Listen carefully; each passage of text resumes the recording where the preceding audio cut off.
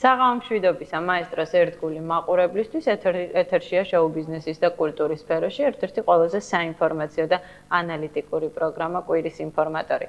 დღევანდელ გამოშვებაში თქვენ შესაძლებლობა გექნებათ ნახოთ.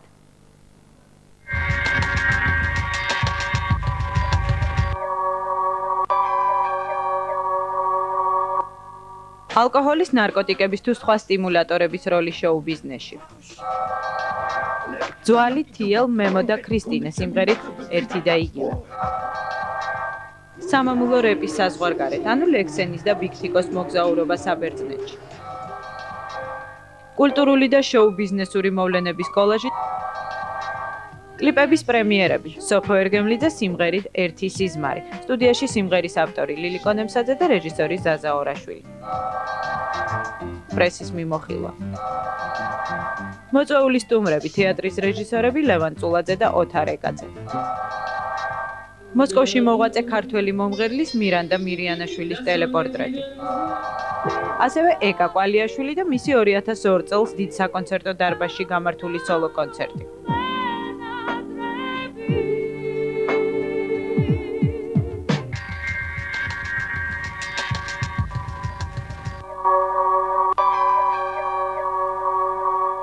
ასე რომ დარჩით ჩვენთან და დაახლოებით საათნახევრის შემდეგ თქვენ ყველაზე ინფორმირებულები იქნებით სამამულო შოუ ბიზნესის შესახებ. პირველ რიგში კი დავიწყოთ იმით, რასაც სტიმულატორები ჰქვია და რაც განსაკუთრებით პოპულარულია მსოფლიო პრაქტიკაში. ალკოჰოლი, ნარკოტიკები თუ სხვა გამაბრუებელი საშუალებები ხშირ შემთხვევაში ერთგვარ დახმარებასაც კი უწევენ დიდ ვარსკვლავებს სცენაზე მუშაობის დროს, თუმცა მათი ეს გართობა, რა თქმა უნდა, ცუდად აისახება მათივე ჯანმრთელობაზე, პირად ცხოვრებასა თუ საზოგადოებასთან ურთიერთობაზე. გადავწყვეტეთ ქართულ შოუ ბიზნესში მოღვაწე ჩვენი თანამემამულეებისთვისაც მიგვემართა, მათთვის ვინც მეტნაკლებად გულახდილი იქნებოდა და კამერის წინ აბსოლუტურად უკომპლექსო და თავისუფლად ისაუბრებდა მავნე ჩვევებზე.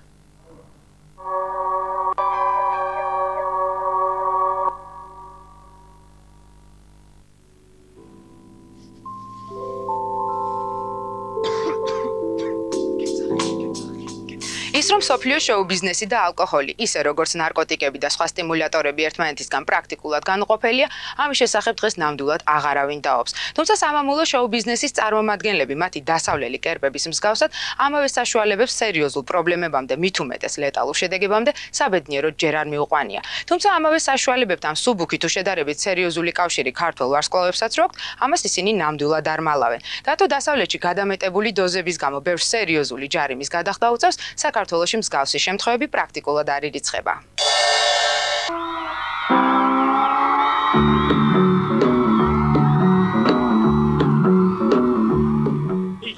ქართული შოუ ბიზნესის წარმომადგენლები ძალიან კარგად იცნობენ მათი დასავლელი კერპების არც თუ კარგ დასასრულს. მით უმეტეს, რომ ლეგენდების სხვადასხვა სახის ნარკოტიკების მიღების გამო გარდაცვალების შესახებ საუბრები არა მხოლოდ მუსიკალურ წრეებშია აქტუალური. დასავლეთში სხვადასხვა სახის სტიმულატორებთან, რომლებიც შოუ ბიზნესის ვარსკვლავების ცხოვრების განუყოფელი ელემენტია, ბრძოლა დიდი ხანია დაწყებულია, რომელიც ხშირ შემთხვევაში არც თუ საინტერესო შედეგით სრულდება. მართალია დიდ ვარსკვლავებს სცენაზე გამოსვლის წინ სტიმულატორების მიღების გამო მსმენელი ნაკლებად ადანაშაულებს, სამაგიეროდ ამ მხრივ დოზების გადამეტების შემთხვევაში ამავე ვარსკვლავებს არც თუ იშვიათად სასამართლოებში სირბილიც უწევთ და საკუთარი არც თუ პატარა შემოსავლიდან დიდი თანხის ჯარიმის სახით გადახდათ. ასეა თუ ისე სტიმულატორები დღეს ისეთივე ტენდენცია, როგორც ჯონ განლიანოს მიერ ნაკარნახევი ექსცენტრიული სტილი, ან თუნდაც ვივიენ ვესტვუდის შეშლილი სილუეტები მსოფლიო მოდაში. დღეს ყველას ძალიან კარგად ახსოვს მუსიკალური კერპების, ელვის პრესლის, ჯიმი ჰენდრიქსის და თუნდაც კურტ კობეინის გახმაურებული აღსასრული. მოკლედ ლეგენდებიც იღუპებიან, ან უკეთეს შემთხვევაში სასამართლოების აქტიური სტუმრები არიან. მსგავსი შემთხვევები ქართული შოუ ბიზნესის არც თუ ხანგრძლივ ისტორიაში საბედნიეროდ ჯერ არ ირიცხება. თუმცა ფაქტი, რომ ქართველი მუსიკოსების უმეტესობა სხვადასხვა სტიმულატორისა თუ ალკოჰოლის ზეგავლენის ქვეშ ერთხელ მაინც გამოსულა სცენაზე, ფაქტად რჩება. თუმცა სწორედ ეს მუსიკოსები დღეს უკვე აღიარებენ, რომ ასეთი მდგომარეობა არა მხოლოდ მათ რეპუტაციას, არამედ მათსავე პროფესიონალიზმს ხშირად ეჭქვეშ აყენებს. საინტერესოა ისიც, რომ ამ საკითხზე ქართველი ვარსკვლავების გარკვეული ნაწილი აღიარებისგან თავს ნამდვილად არ იკავებს, თუმცა იმასაც ამატებს, რომ დღეს მათთვის მხოლოდ ცხოვრების ჯანსაღი ფორმაა მისაღები. ალკოჰოლი მიიღია პატარა დოზითაც, დიდი დოზითაც, მაგრამ მე იცი ალბათ უფრო ადრეულ პერიოდში. მქონია ახლა რამდენიმეჯერ კი ბევრჯერ მქონია რომ ცოტა მოგიწია რაღაცა და ლევანი რაღაც და მე ის კონცერტები ხო მართლა როცა კარგად არასოც არ მახსოვს. ადრე მქონდა ეგ ჩვევა თავიდან სანამ დავიწყებდი რაღაცას ჩავარტყავდი ხოლმე ან კონიაკს ყოფილა შემთხვევები არახსაც და რაღაც არაფხიზელ მდგომარეობაში ხშირად გამოვდიოდი. ვინც არის დაბადებული იმისთვის რომ სცენაზე იყოს, საერთოდ ხალხზე კონტაქტოს სცენიდან, ეს თვითონ სტიმულატორია ძალიან სერიოზული და იმას არაფრის ხელის შეწყობა ელემენტარულად არ ჭირდება. ყოფილა შემთხვევები რომ ბევრი რამ მიმიღია კონცერტის წინ კი არა და შემთხვევით იყო თუ სპეციალურად რა მნიშვნელობა აქვს მაგას. ფაქტი ის არის ძალიან დიდი ხანია უკვე მსგავს რაღაცას აბსოლუტურად არ ვეტანები. ჩვევა მოქვს ძალიან ცუდი რომ აი რომ დავლევ და ერთი კარი რამოდენიმე ჩაკიდული სმეტან უფრო ისეთი სპირტიანი სასმელი მიყვარს არა ლაითი მარწინები და რაღაცები არ მიყვარს ემის მერე უცბად რაღაცა ისეთი სურვილი მაქვს რომ აუვარდე სცენაზე შეიძლება მომღერალი იდგეს იქ და გავწიო და დავდგე და ანუ ეს ალბათ თან იმის მომენტია რომ დეფიციტი მაქვს რეალურ ცხოვრებაში აი ამ ყველაფრის მატრიოშკა რო არის რესტორანი რუსული აი ჩემ გოგოებთან ერთად მეგობრებთან ერთად დავლიეთ და ავედი და ზეპელინები დავაკრევინე მატრიოშკაში. საინტერესოა ისიც თუ როგორია ამ დროს მსმენელთან ურთიერთობის ფორმა. მართალია ქართველი მსმენელი დიდი სიამოვნებით იღებს ყველაფერს, რასაც მათ სცენიდან ქართველი მუსიკოსები ასე აქტიურად და მონდომებით სთავაზობენ, მაგრამ როგორც აღმოჩნდა არაფხიზელ მდგომარეობაში სცენაზე გამოსვლა, საბოლოოდ უმეტესად თავად სწორედ შემსრულებლებს უქმნის სერიოზულ დისკომფორტს. სტიმულატორებით და ამ ენერგეტიკით ხარ გაჟღენთილი, ამიტომ მაყურებლის ენერგეტიკას ვერ აღიქვავ და ამიტომ ბოლომდე კონტაქტი მაინც ვერ მოხდება ფიზიკურად უბრალოდ ეს ალიანსი ასე ვთქვათ რა მაყურებელს და შენ შორის მაინც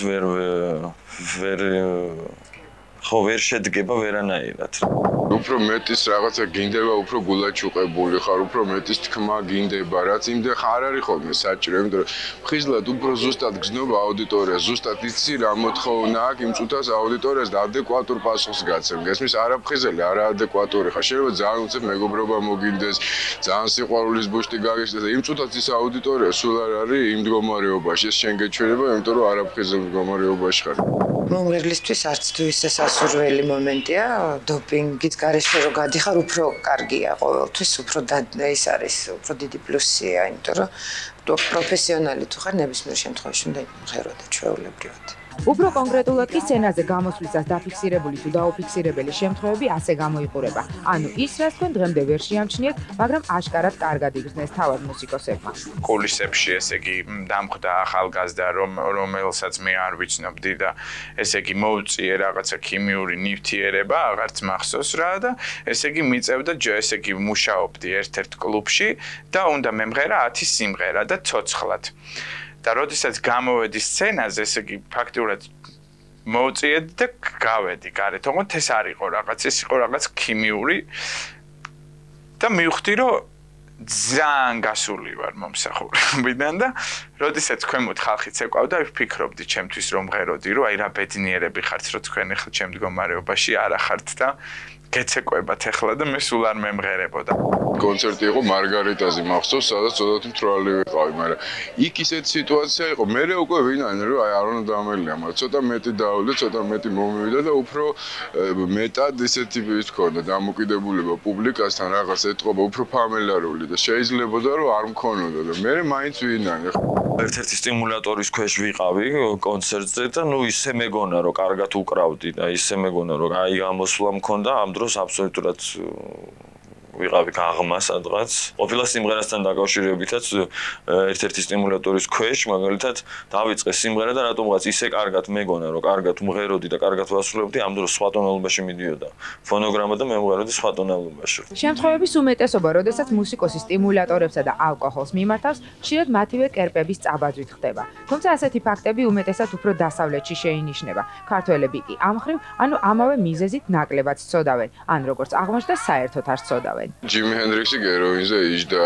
ის ჩვენი რაღაც ვიღაცა კერპები პრეზიდენტი კობეინი მისგან მოკვდა ნარკოტიკებისგან ყველა რაღაცნაირად ამ საშუალებებს ხმარობდა ჩვენი პროფესია არის ძალიან ემოციური საერთოდ ამიტომ მუსიკოსები დიდხანს არ ცხოვრობენ და ძალიან ბევრად იხარჯებიან და ემოციურები არიან და ამიტომ პრინციპში მე ვერავის ვერ გავამტყუნებ რომ ის ნარკოტიკებს ხმარობდა და იმისგან მოკვდა მიუხედავად იმისა რომ ძირითადად მე ვინც მიყვარს და ეს ყველა იმ ხალხის ისტორია უკავშირდება ერთგვარ დოპინგს ანუ არაფხიზელ მდგომარეობას არა ეს უბრალოდ ალბათ ეს ექსპლოდად ხდება განგებ არასოდეს აი არ დამილებია რომ მე ხა დავთვრები და მე გავალ და ვიმყერებ ან ეს თემერ ყოფილი ჩემი კერპები ყოველთვის იყვნენ ჯაზმენები და აქედან გამომდინარე უმრავლესობა ჯაზმენების აბსოლუტურად ფხიზელი გონებით მუშაობენ სცენაზე რამეთო იმდენად დიდ ინფორმაციას იტევენ ისინი რომ ფიზიკურად რაღაც ნარკოტიკის ქვეშ ვერ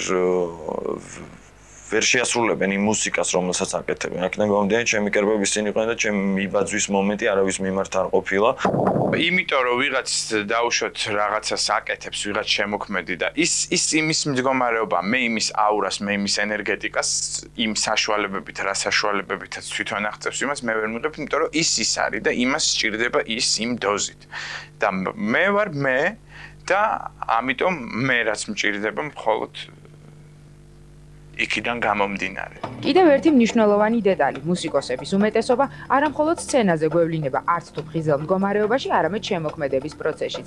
ამბობენ, რომ ალკოჰოლი მუსიკის შექმნისას ერთ-ერთი აუცილებელი ატრიბუტია. სხვათა შორის ამ საშუალებას მხოლოდ მუსიკოსები კი არა, ხელოვნების სხვადასხვა მიმდინარეობის წარმომადგენლებიც წარმოუდგენლად ხშირად მიმართავენ. თუმცა ამ მხრივ არანაკლებ აქტუალურია მუსიკაზე აბსოლუტურად ფხიზელ მდგომარეობაში მუშაობაც.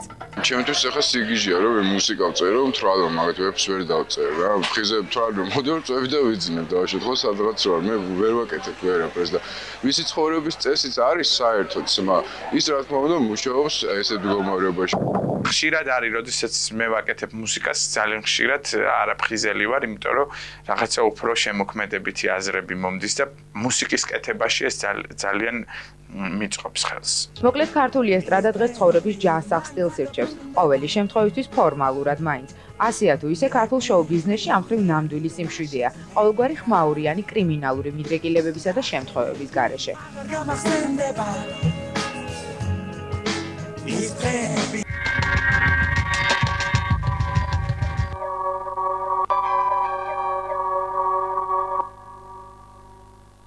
შეგახსენებთ მაესტროს ეთერში კვირის ინფორმატორია და ახლა პრემიერის დრო გვაქვს ეთერში ჩვენთან სტუმრად არის ცნობილი რეპერი ძვალი იგივე აჩიკო ვანიშვილი საღამოშვიდობისა აჩიკო ხო ესე მისჩვენია მოგვარდა ვიდრე ძვალო დაგიძახო პირდაპირ ეთერში და სანამ უშუალოდ კლიპზე ვისაუბრებ მე მინდა ჩვენი წინა სიუჟეტის თემა გავაგრძელოთ არსებობს ესეთი გავრცელებული აზრი, ჩემი აზრით აბსოლუტურად აბსურდული, მაგრამ მაინც თვლიან, რომ რეპი არ არსებობს, რეპი და ნარკოტიკები განუყოფელია. ეთანხმებით თუ არა ამ აზრს? სადღაც ვეთანხმები, მაგრამ არის ისიც, რომ გააჩნია ნარკოტიკს, ერთადერთი კიდე აქ ესა კითხია, რომ გააჩნია ნარკოტიკს. ყველა სტიმულატორები დაუშვათ არ იყოს ნარკოტიკი, ამან კარგ განწყობაში არიან ძალიან. აი როგორ ფიქრობთ, ჯანსაღი რეპერი ვერ ქმნის კარგ რეპს? კი, ქმნის შეიძლება, მაგრამ არის ისეთი რაღაცები, რასაც ჯანსაღი, ანუ აზროვნებით ვერ მიწვევი და რაღაცაში დიდ როლს თამაშობს და ძალიან გეხმარება. ანუ ზოგი ესე ხედავს, ასე შეუძლია უადვილდება, ანუ იმის მიღწევა, რასაც აღწევს. აი თქვენ რამდენად ხშირად მიგიმართავთ ასეთი საშუალებისთვის, თუმცა აქვე მე ისიც მინდა გითხრათ, რომ დაკითხვაზე არ ხართ, თუ არ გსურთ პასუხის გაცემა, შეგიძლია არ გამწევთ. ხშირად, ძალიან ხშირად რო გითხრათ და რაღაც ამდღოდ არა. ანუ რა არის ეს ალკოჰოლი, ბალახი? ალკოჰოლი იყო პერიოდი ხშირად, ნუ მომწონდა, იმიტომ რომ სცენაზე თუნდაც სცენაზე რო გამოდიოდი, აი როგორ იყო, იცი, აი სხვანაირად ხედავ ამ სცენას, მაგრამ ფხიზელი რო ავიდოდი, ვერ ვიღებდი იმ უხდს, იმ რაღაცას, როგორც ან ალკოჰოლის აი ჩვენი სიუჟეტის გმირები ამბობდნენ, რომ ხშირად აი ამ არაფხიზელ მდგომარეობაში ვერ გზნობ ადეკვატურად რეაქციას დარბაზისას. აი თქვენზე პირიქით მოქმედებდა ან უკეთესად? არა, უკეთესად შეიძლება ამ დროს არა, ეხლა დარბაზიდან აქედან უფრო დადებითი მუხტის მიღებას ეხლა ისე ვერ გზნობ, მაგრამ ყოფილა მე გამოსულა პირადად ისეთ კონცერტებზე, საერთოდ აი ვერაფერი რო ვერ მიგრძნია ფხიზელიც რა და იქ მირჩევნია რომ აი ესეთ სცენაზე და ესეთ პუბლიკაში გამოვიდე ცოტა ნასვამი და დიდი ყურადღება არ მივაქცევ, იმიტომ რომ ეხლა ძალიან დიდი მნიშვნელობა აქვს მაყურებელს ამ დროს, ჩემთვის პირადად. სცენაზე როცა ვიყავ და როცა მიყურებს. კარგით, გადმოვიდეთ ფხიზელ მდგომარეობაში. მე მინდა ასეთი რამ მკითხოთ, შეიძლება ცოტა ბანალურია, თუმცა მე არსად წამიკითხავს და მინდა დავიწყოთ იმით, რატომ დაირქვით ძვალი? ანუ რას უკავშირდება ეს საქმე? ცოტა როგორ გითხრა ამდენჯერ მაქვს მოყოლი ყველას ხო ალბათ უბრალოდ მე არასოდეს შემხვედრია ასეთი აი საქართველოს ცოტა სხვანაირად ამერიკაში ცოტა სხვანაირად ამერიკა მიგდისოთ ბოლო კარგად ну ძვალად ყველას ეუცხოება თავიდან აი გაბუცხო აუ რა ძვალი და უნდა გადაგარქვა და მთელი ისტორიებია მაგრამ ну არა და თავი რო გავიგიჟე და ანუ უბრალოდ ინგლისური კალკის გამო არა ეგრე არა რა იყო ეხლა პატარა არც თუ ისე პატარა რო იყავი მიყვარდა სიტყვის ამოჩენება ამოვიჩემებდი სიტყვას და აი როგორც აი უაზროდ ყვიროდი რა რაღაცნაირად ერთ სიტყვას რომ შეიძლება სულელურად მოგეჩვენოთ მაგრამ იმ დროს ვერთობოდი ამით და მქონდა ჩემი დამახასიათებელი ხუმრობასავით ასე ვთქვა და იყო ესეთი ვარიანტი რომ ერთ მქონდა ამოჩემებული ну ვიცვლიდი პერიოდულად ამ სიტყვებს რა და ერთხელ მქონდა ესეთი სიტყვა ამოჩემებული მაშინ ზუსტად წელი არ მახსოვს რომელი იყო და გადავიდეთ კლიპი რაღაც მაშინ ვიყავი ჯგუფი მქონდა ჩვენთვის შეხები პატარები ვიყავით რაღაც საკეთებდით და იყო ეს თორე კლიპი რომ გადავიდეთ კლიპში იყო თავიდან დაწყება იყო სურათები რაღაც აჩეხილი რაღაც უნდა დაწერილიყო ყველა სახელი, ანუ ზედმეტი სახელი. ყველას დაიწერა და ჩვენ პროდიუსერი იყო მაშინ მამუკა, ბერიკა და რო ვერ მომძებნავე, დაურეკა ჩემს ძმაკაცს.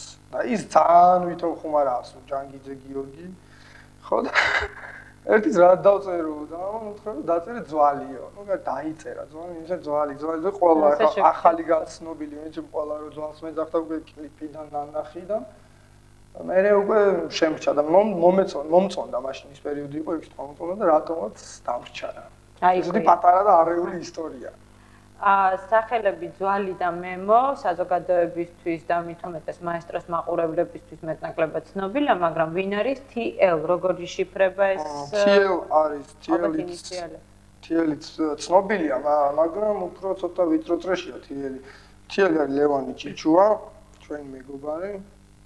აი რომელსაც ალბათ არ აქვს კლიპი, იმიტომ რომ ალბათ იქნება და ეხლა აკეთებს აქვს თავის პროექტი, რათა აქვს უკვე იწყებს ჩაწერებს. თუმცა რადიოში ტრიალებს მისი პროდუქცია, მე მაინტერესებს პროდუქტიული მუსიკოსია. არა, არ ტრიალებს, ეხლა ვერს, მაგრამ ის საერთოდ რეპს არ მღერის. აჰა. რეპში კი მოსწონს რეპი და ყველაფერი ესმის რეპი, ანუ მაგრამ არ თვითონ მღერის. ну რატომღაც ერთი გადაწყვიტა უცბად დავაძალეთ და მოდი ლევან მოდაბარა გამოვა და ვითომ გავიხუმრეთ და ვითომ მოდი და რაღაც და შევაგდეთ როგორც იქნება და ჩავაწერინეთ რა და ეს ერთი უბრალოდ რაღაც ამპულაში წარმოგდა თან პირველი რაღაც უცხოა ისე უნდა იმღეროს ბეჭმა გადაწყვეტილია და TL რატო ქვია მაგას მე ვერ აგიხსნით იმიტომ რომ ჩემს სახელს ვერ ხსნი ხოლმე და თქვენთან ერთად მეოთხე სიმღერას ასრულებს ქრისტინა იმედაძე. მე ძალიან მაინტერესებს ვინ გადაწყვიტა შემდგარიყო ესეთი ოთხეული, ანუ თქვენი ტანდემი. ახლა ეგ როგორ მოხდა? ანუ ჩაიწერა სიმღერა, რა თქმა უნდა, ну მისამღერს ვაკეთებდით ჩვენ, მაგრამ სამი ბიჭის ხმა რო გამოჩნდა მისამღერში, ხო, აი უცბად სიმღერა ისედაც არ არის ძალიან მხიარული, ძალიან მხიარული, საერთოდ არ არის. ისეთი რაღაც იყო რომ მის თამღერიც რომ ბიჭებმა აი გადატვირთეს, აი როგორი და ძალიან აი ის იყო რაღაც ვერ ახსნი რა იყო და მოითხოვა სიმღერამ გოგოს ხმა. გოგოს ხმა რაღაც იდეაში გქონდა რომ რაღაც ახალწლო რაღაც პატარა რაღაც ესეთი და სნეგურაჩკები და რაღაც ფიფქიები და თორის ვითომ რაღაცეები გვინდა და თავიდან მე ცოტა იდეები შეგვეცვალა და გადავწყვიტეთ ახლა რაღაც ფიფქიების ამორჩევა და რაღაცა. თან ქრისტინა ცოტა ისეთი არ გავს, სულ არ გავს და იმიტომ არ ვიცი შავი ფიფქია. ну ქრისტინა მაინც ახლა ცოტა შავი გოგოა, შავგვრემანი და რატოღაც აივინა შავგვრემანის მომინა და ქრისტინაც უხდებოდა სიმღერა და გადავწყვიტეთ რომ დაგვერეკა. და ურეკეთ ჩვენი მეგობარია და უარი არ გვითხრა. კარგით, მოდით კონკრეტულად სიმღერაზე, კლიპზე ვისაუბროთ და წავებრინოთ მაყურებელს კლიპი. ვისია სიმღერა, ვინ არის ტექსტის ავტორი, კლიპის რეჟისორი, არანჟირება და ასე შემდეგ. არანჟირება გააკეთა თიელმა, ლევან ჩიჩუამ, სიმღერის ტექსტი მეკუთვნის მე და ნაწილი მემოს, ანუ თავისი სამღერი. სიმღერა ჩაწერილია ნინას სტუდიაში, დიდი მადლობა მინდა მოუხადო გვერდში დგომისთვის. გვეხმარება ბევრ რამებში. კლიპი გადაიღო გიგა აგლაძემ. საერთოდ ესეთი რაღაც მოხდა. თან აი უცბად მოხდა როგორ მოგიყვეთ. გიგა აგლაძემ ერთხელ რაღაცაზე ვაპარაკ საუბრობდით, აი საერთოდ სხვა თემაზე. ნუ რაღაცებს იხსენებდით, რაღაცებს უყვებოდით ერთმანეთს და უცბად ძვალი არ გინდა კლიპი გადაგიღო. მოდი კლიპი გადავიღოთ. მეთქი მოდი თქო რა. უცბად დავიწყეთ ახლა რაღაც იდეების, აი კლიპის იდეებზე საუბარი რაღაც და ჩამოვარდა რაღაც თოვლის პაპა, რაღაც მოტოციკლი, რაღაცები, ნუ ჩვენთვის საუბრობდით და გამოვიდა რომ რაღაც აი არა მიხარია ახალი წელი და რაღაც კლიპი უნდა გადაგვეღო ესეთი. ნუ აი ერთ დღეში მოხდა. მე ვთხარი მეთქი საღამო იყო უკვე და ნუ დღეს სიმღერა ჩვენ გავაკეთებთ და ხოლმე მოგასმენინებთ თქო. მეორე დღეს ვერ მოუხერხდა მოსმენა, ანუ ჩაწერად ბოლომდე, მესამე დღეს მოусმინეთ. იმასაც მოეწონა რა თქმა უნდა თან აი როგორი ადამიანიც სხვა განზომილებაშია ამ ხრივ ხა არ უსმენს რეპს აი შეიძლება თქვა ვერ იტანს კიდეც ალბათ ძალიან გაუჭირდა კიდე გაუჭაი პირველად იმუშავა ამ სფეროში და ძალიან კარგად ვთვლი აი შედეგიანად იმუშავა და რა იყო იცი აი ხო არასდროს არ გქონდა რო ამონტაჟებდა რა დამონტაჟების დროს სიტყვები ცოტა ზეპირად რომ მინდა თითონაც რეპავ და ეგ დავცით გავაგიჟეთ ორი ხარ და ნუ ესეთი რაღაც რეპის სცენი შეეყარა შეიძლება ასე. დიდი მადლობა გიგა. არ დაგივიწყე. ძალიან დიდი მადლობა სტუმრობისთვის, საინტერესო საუბრისთვის. მე დარწმუნებული ვარ, რომ ახალი კლიპით ისევ ვიქნებით ჩვენთან სტუდიაში. ახლა კი ვნახოთ სიმღერა, კლიპი, რომელსაც თქვა ერთი და იგივე. ერთი და იგივე ინფორმატორის ეთერში.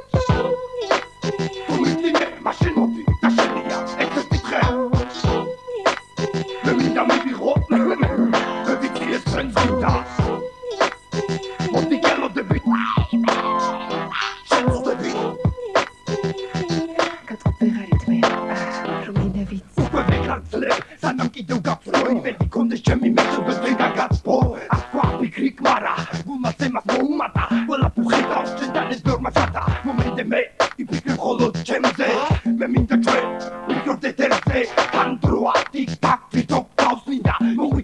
მითხრა რომ შენ შენთან გინდა მინდა იცოდე რომ ლოდინი მე მღრის მოდი ვერ ხვდები ან რას მომეცი დრო მე გხოვნა მოდი თქვი დრო ხომ მიდის ნუ თუ გიჭირს ეს მე მართლა ვერ გიგება თვალია გარიდო იცოდე აქაზე არ ხდება ალბათ ჯერ შენ კიდევ კარგად არ მისდობ მე რო გახსულეთ იცამი ამიგე გავიდა ჰე მეწაფად და მინდა უკან გამომყვე შენ მისიმე მაშინ მოდი და შედია ერთ-ერთი დღე მე მინდა მივიღო ვიქცირე შენ ძილდა მოდი გელოდები შენ წდები უაჰა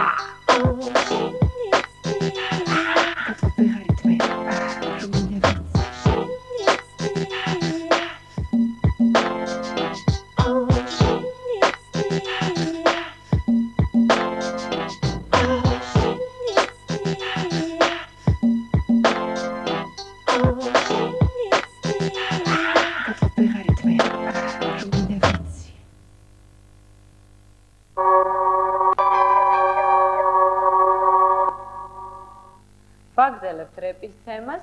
რამდენიმე დღის წინ საბერძნეთიდან დაბრუნდნენ ლექსენი და ბიგთიკო. ამ ვიზიტის შესახებ ჩვენ არაერთხელ გავუწყეთ ინფორმატორის ყოველდღიურ გამოშვებებში, ახლა კი უფრო დაწვრილებით ამ საგასტროლო მოგზაურობის შესახებ დაპირებული ვრცელი სიუჟეტი კვირის ინფორმატორის ეთერში.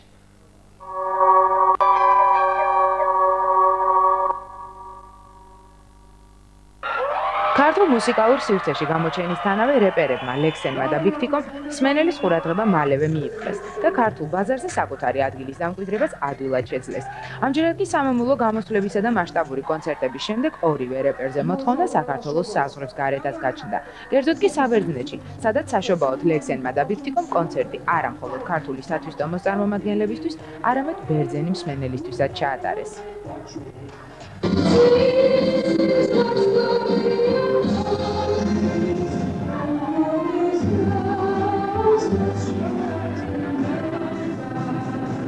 საბერძნეთში ლექსენისა და ბიგთიკოს ჩასვლა სპეციალური მოწვევის შედეგად განხორციელდა. როგორც ჩანს, ქართველ რეპერებს, ისე როგორც მათ მუსიკას საბერძნეთში არანაკლებ კარგად იცნობენ. მოკლედ ერთკვირიანი ვოიაჟის დროს მომღერლებმა თესალონიკში არსებულ ალექსანდრო პალაში კონცერტი ჩაატარეს, რომელზეც ორივემ საკუთარი რეპერტუარი ვრცლად წარმოადგინა.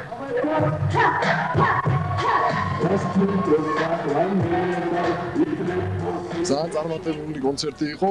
მე მაგალითად არ ველოდი ამ ყველაფერს. კი მეგონა და ვფიქრობდი რომ ყველაფერი კარგი იქნებოდა, მაგრამ შედეგმა ყველანაირ მოლოდინს გადააჭარბა და იქ იყო ხალხი არაჩვეულებრივი, ახლა ესე უცბად, ესე მოკლედ ვერ ვიტყვი, ამასთანავე ბევრი საათები დაჭირდება, დიდი სიყვარული, დიდი სითბო დაგვარნახეს და აი მამოფილები და რაღაც კაი განწყობი ჩამოვედით და ღმერთმა ესეთი რაღაც ტურნეები და ასე გასვლითი კონცერტები გვიმრავლოს ყველას. ძალიან კარგი იყო რა, ყველა მამოფილი დავჭით. უამრავი ხალხი მოვიდა, ყველან ძალიან იხალისა. მე პირადად ძალიან გამიხარდა რომ აი ესეთი შედეგი მოყვა ამ ყველაფერს.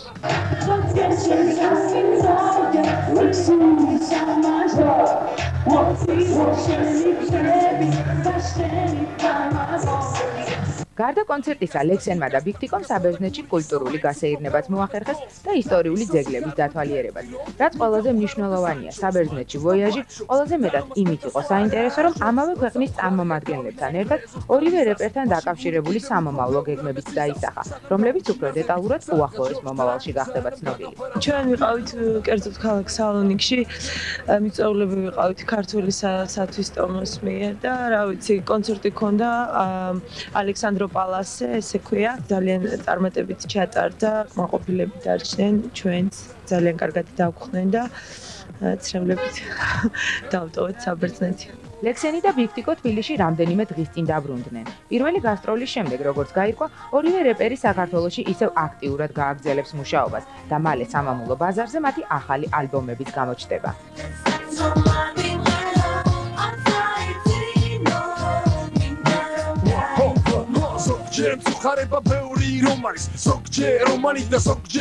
ჩემო თავაზებები არის, მაგრამ ამაზე ცოტა მერე. დავბრუნდით, ახლა უკვე ვაგრძელებთ მუშაობას, ძველ კალაპოჩში ჩავშდებით, ახალ ძალებს მოვიკრიბავთ და შევუბერავთ ახალ ალბომზე ვიმუშავებთ მე პირადად.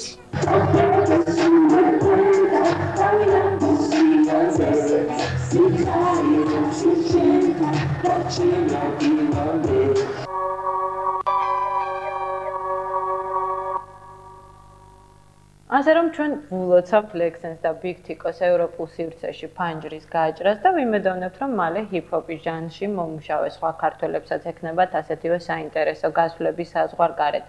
თუმცა ჩვენი ქვეყნის ფარგლებშიც უამრავი საინტერესო სიახლე მოხდა ქართულ კულტურულ ცხოვრებაში და კვირის ინფორმატორის ტრადიციული ვიდეო კოლაჟით ჩვენ თითქმის ყველა მათგანზე გავამახვილეთ ყურადღება. მას შემდეგ, რაც ნინო ანანიაშვილი ოპერისა და ბალეტის სახელმწიფო თეატრში რეფორმების ჩასატარებლად მოიწვიეს და საბალეტო დასიც ჩააბარეს, ყველა დარწმუნებული იყო, რომ ამავე თეატრში საფუძვლიანი გარდატეხები მოხდებოდა და მაყურებელს ბევრი სიახლე ელოდა. ასეც მოხდა ნინო ანანიაშვილმა გასულ წელს წარმოდგენილი 3 ერთაქტიანი სპექტაკლის შემდეგ მაყურებელს საახალწლოდ პეტრე ჩაიკოვსკის მაგნატუნა შესთავაზა, რომელშიც მთავარი პარტია თავადვე შეასრულა. ამ კვირაში ეროვნულ გალერეაში მხატვარ ვერა ქიქოძის მეორე პერსონალური გამოფენა გაიხსნა, სადაც წარმოდგენილი იყო შერეული დეკორატიული ტექნიკით შესრულებული ნამუშევრები. დიზაინერი ზალიკო ბერგერი იანვრის ბოლოს ჩვენების გამართვას გეგმავს. განახლებულ კოლექციაზე სახელწოდებით ფერო სამზადისი თითქმის დასრულებულია. მაყურებელი როგორც ყოველთვის კოსტიუმების პარალელურად ახალ აქსესუარებსაც მიიღებს. დიზაინერი აცხადებს, რომ მამლის წელთან დაკავშირებით ფერთა სიუხვე და სიჭრელე კოლექციაში ნამდვილად იქნება. ამ კვირაში ქართველი თინეიჯერების ერთმა ნაწილმა, ვისთვისაც კლუბური და ელექტრონული მუსიკა გართობის ერთ-ერთი საუკეთესო საშუალებაა, ძველი სტილით ახალი წელის 7 Club-ში აღნიშნა. ეგრეთ წოდებული ტუსოვკის მთავარი მიზანი ახალი პროექტის პრეზენტაცია, 2 დიჯეის, დიჯეი დეკასა და დიჯეი კასპერის მუსიკალური შერკინება იყო. 13 იანვარს ძველით ახალი წლის შესახვედრად ქალაქური სიმღერების მოყვარულები ნატო გელაშვილის კონცერტზე აჭარა მიუზიკ ჰოლში შეიკრიბნენ. ამავე საღამოზე შარშან ლაგუნავერეზე გამართული სოლო კონცერტის DVD ვერსიის 2 ნაწილიანი დისკის პრეზენტაციაც მოეწყო. ნატო გელაშვილის უახლოეს გეგმაში მეორე სოლო კონცერტი შედის, რომელსაც ქართველი მსმენელი სავარაუდოდ მაისში მიიღებს. 15 იანვარს სპორტის სასახლეში სუხიშვილების სახელობის ნაციონალური ბალეტის საიუბილეო თარიღი გახმაურებული პროექტით ასაშოუთი გაიხსნა. გათანამედროვებული საცეკვაო ნომრები, განახლებული მუსიკალური კომპოზიციები და ახალი კოსტიუმები. ეს ის მთავარი პრინციპებია, რომლითაც სუხიშვილებმა ქართულ ეროვნულ ცეკვაში რევოლუციური ცვლილებები მოახდინეს. ქართველმა მაყურებელმა არაერთი სიახლის პარალელურად განახლებულ პროექტში ახალი წევრი თიკო ალავიძეც იხილა. ასაშოუთი სუხიშვილებმა საკონცერტო სეზონის ზაფხულამდე დახურეს, ხოლო 11 ივნისიდან დიდ საკონცერტო დარბაზში ანსამბლი ისევ წარსდგება ქართველი მაყურებლის წინაშე. ცნობისათვის 1945 წლის სწორედ 11 ივნისს ოფიციალურად გაფორმდა დოკუმენტი ილიკო სუხიშვილისა და ნინო რამიშვილის ხელმძღვანელობით ქართული ცეკვის სახელმწიფო ანსამბლის შექმნის შესახებ. 14 იანვარს ქართული თეატრის დღემ საკმაოდ წყნარად ჩაიარა. უფრო მეტიც იყო თეატრები, სადაც აქტიურად მიმდინარეობდა რეპეტიციები და საზეიმოდ არავის ეცალა. საერთოდ ამ ბოლო დროს ქართულ თეატრალურ სამყაროში ახალი თეატრების ძირითადად ახალგაზრდული კოლექტივებისა და შესაბამისად ახალგაზრდული სპექტაკლების სიმრავლე ნამდვილად შეინიშნება. ქართული თეატრის ისტორიის დასაწყისში დედაქალაქში სულ რაღაც 2-3 თეატრი ირიცხებოდა. ახლა კი მარტო თბილისში 30-მდე სხვადასხვა სახის, ჟანრის, სტილის და ზომის თეატრია დაფიქსირებული. აქვე ისიც უნდა ითქვას, რომ დიდი თეატრების ძირითადი ნაწილი კარგახანია სარემონტო მტვერშია ჩაფლული. თუმცა ეს ხელს არ უშლის თეატრის მოყვარულებს საკუთარი გემოვნების მიხედვით შეარჩიონ მათთვის სასურველი ადგილი. მნიშვნელობა არ აქვს სპექტაკლების სარდაფში, ჯიბის თუ სხვა პატარა სათეატრო სივრცეებში გაიმართება. ამ კვირაში ახლად გახსნილ თეატრ გლობუსში პრემიერა შედგა. ქართული დრამატურგიის კლასიკად აღიარებული შალვა დადიანის პიესაზე გუშინდელნის სპექტაკლი რეჟისორმა სოსო ნემსაძემ დადგა. ამის შესახებ ჩვენ უკვე ვისაუბრეთ კვირის ინფორმატორის ერთ-ერთ წინა გამოშვებაში.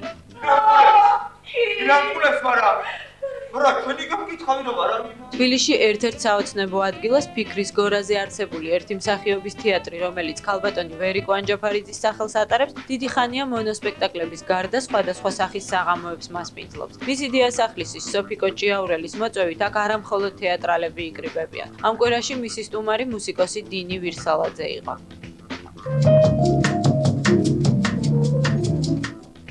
საკმაოდ დიდ თეატრალურ სივრცეში უკვე 7 წელია ფუნქციონირებს არავერბალური პატარა თეატრი. ეს სახელწოდებაც კი იმაზე მიანიშნებს, რომ გარემო, რომელიც ამ კედლებში იქმნება, ერთობ ინტიმურია. მალე პატარა თეატრი ჰამლეტის ახალ ინტერპრეტაციას შემოგთავაზებს.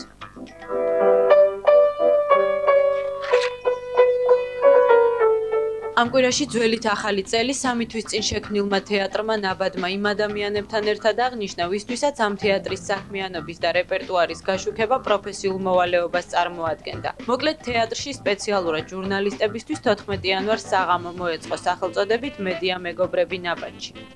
სამეფო უბნის თეატრის შენობაში შეკედლებული მოძრაობის თეატრი უკვე რამდენიმე წელია მაყურებელს პრემიერებს თავაზობს. 14 იანვარს ამ სცენაზე დასი მუშაობდა პიესაზე ჩუმად რეპეტიციაა. და ბოლოს თეატრი, რომელიც სულ ახლახანს დაიბადა. ეს არის თეატრი ათონელზე, რომელშიც სხვადასხვა თაობის საკმაოდ პოპულარული მსახიობები მუშაობენ. თეატრი პრემიერისთვის ემზადება და თვის ბოლოს ლალი როსებას პიესას პრემიერას წარმოადგენს.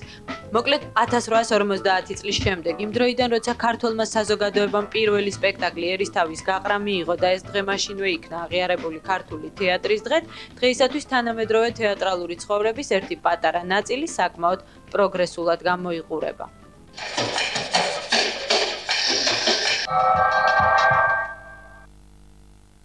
ქართული თეატრის თემას ჩვენ მოგვიანებით ისევ დავუბრუნდებით, ახლა კი კვლავ კლიპის პრემიერა გვაქვს მაესტროს ეთერში, კვირის ინფორმატორის წინა გამოშვებაში, სწორედ ვიდეო კოლაჟით წარმოგიდგინეთ კლიპის პრეზენტაცია, სწორედ იმ კლიპისა, რომელსაც ახლა ტელეპრემიერას გთავაზობთ პირდაპირ ეთერში.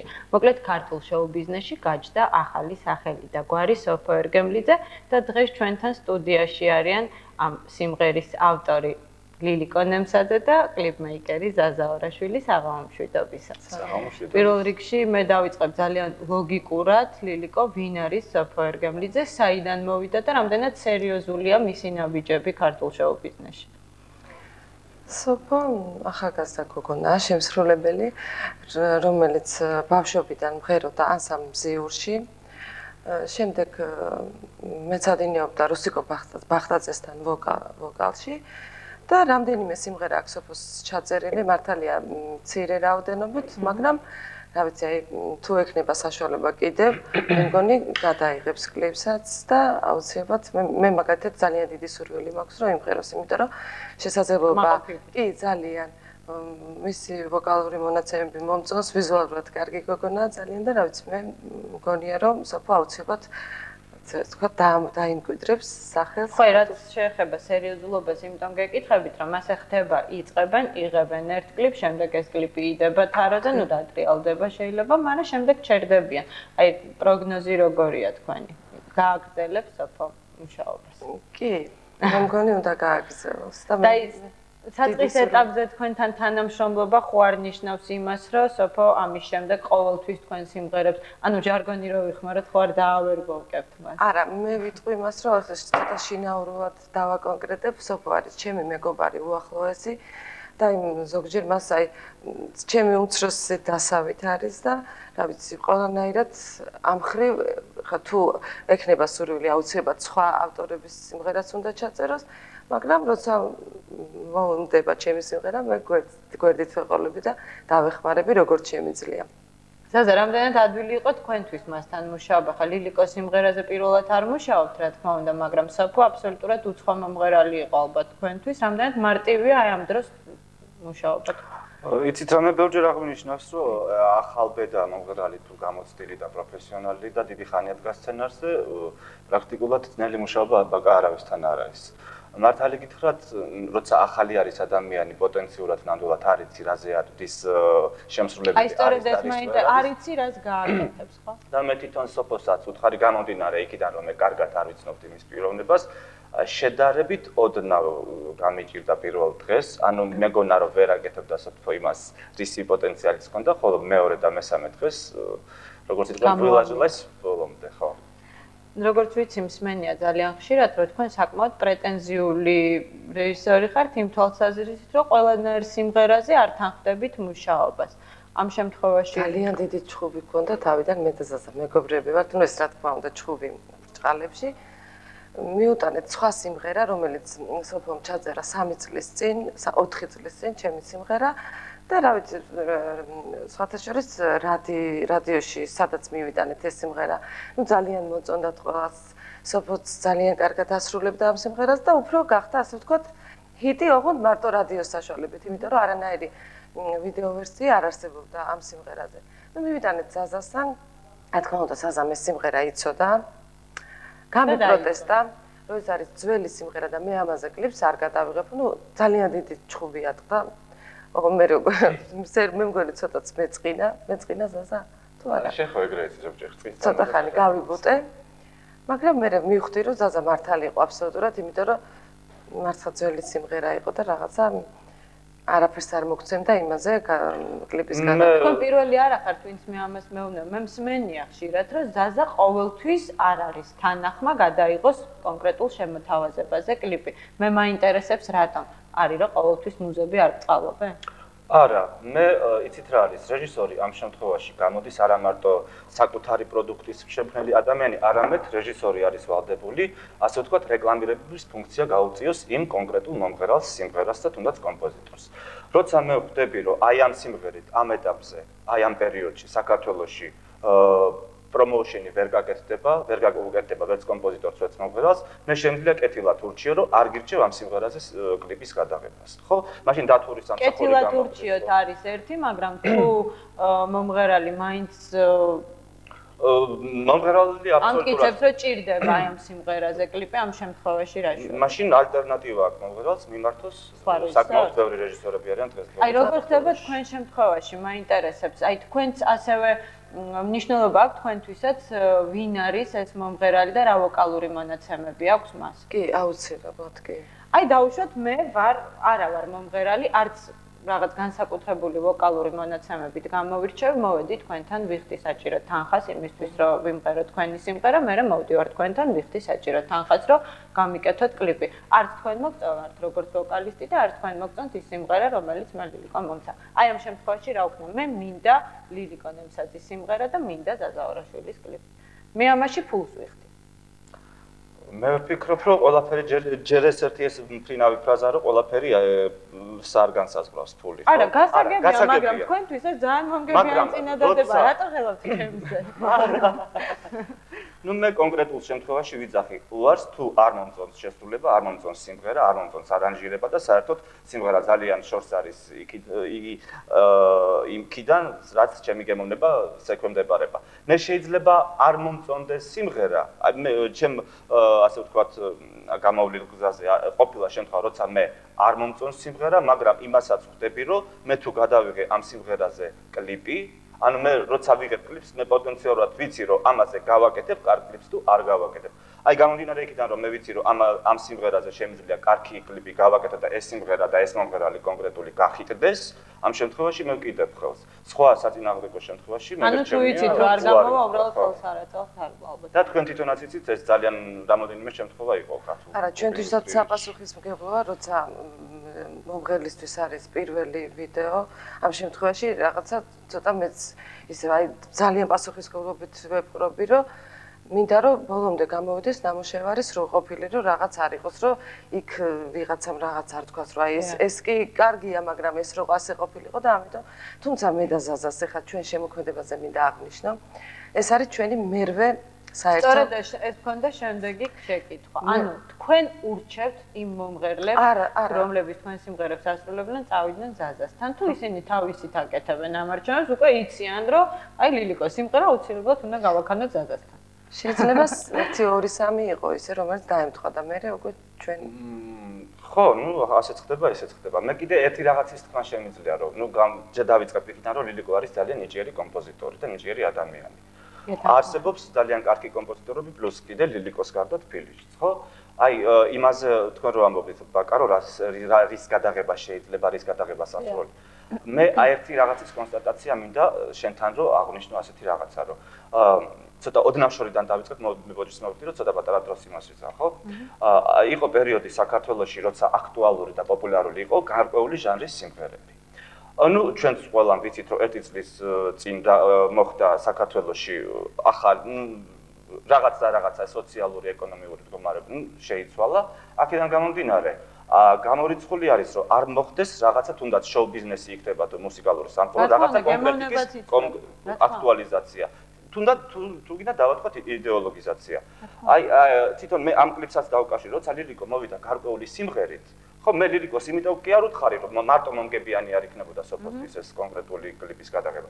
არამედ იმიტომ რომ იცვლება საქართველოში გემოვნებაც, სტილისტიკაც და ლირიკომაც როგორც ნიჭიერმა კომპოზიტორმა რაღაც ახალი ნიუანსი უნდა შეიტანოს თავის შემოქმედებაში. აი რა შეიტანოს? მე არ ვიტყვი იმას რომ აი ეს კონკრეტულად სოფოს სიმღერა ლირიკოსთვის გადატრიალება არის, მაგრამ ჩემის აი რეჟისორის თვალით დანახული და ყურით მოსმენით, ჩემთვის ეს ვფიქრობ რომ ახალი ნიუანსი არის ლირიკოს სიმღერაში.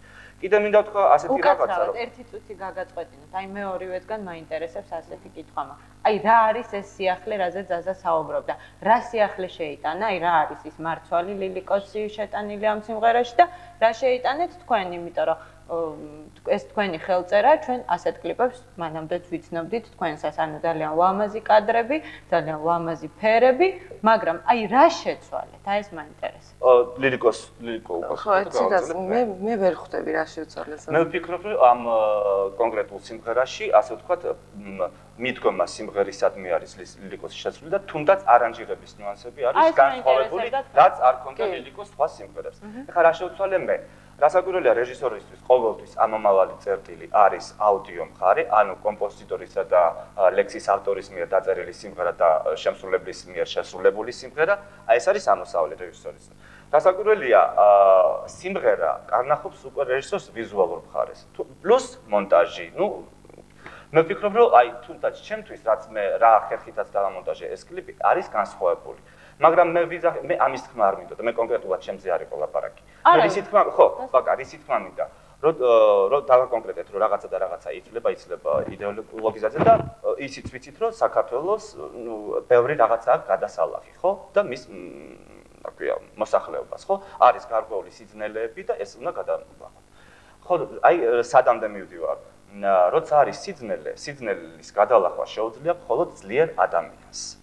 და აი იმის თქმა მინდა რომ თვითონ პოპ ინდუსტრიაშიც და მუსიკალურ სამყაროშიც უნდა მოხდეს აი ამ თემის პედალირება, რომ აი თუნდაც თუ იწერებოდა მე იმასაც ვიტყვი რომ ძალიან ნიჭიერი ტექსტის ავტორები არიან საქართველოში, მაგრამ იყო პერიოდი როცა აქტუალური იყო თემა რომ მე შენ მიმატოვე და მე მიმატოვე და მე ვზივარ და ვტირი ვარ და კარგად იყავი და ნახვამდის ხოლო ძლიერმა ეხა ცოტა ისეთი ფრაზები გამოგდის, მაგრამ თუ მე შევალ ზღვაში და ზღვაში დავიხრჩობ თავს შენი გულისთვის, ალბათ ეს უფრო პოპულარული და აქტუალური აღარ იქნება, ალბათ პოპულარული უნდა იყოს ის, რომ აი მე შენი გულისთვის ძალიან მიყვარხარ და სხვასაც გადავცურავ და 900-საც გადავივლი და ანუ ძლიერი ადამიანის სიმღერა, ხო?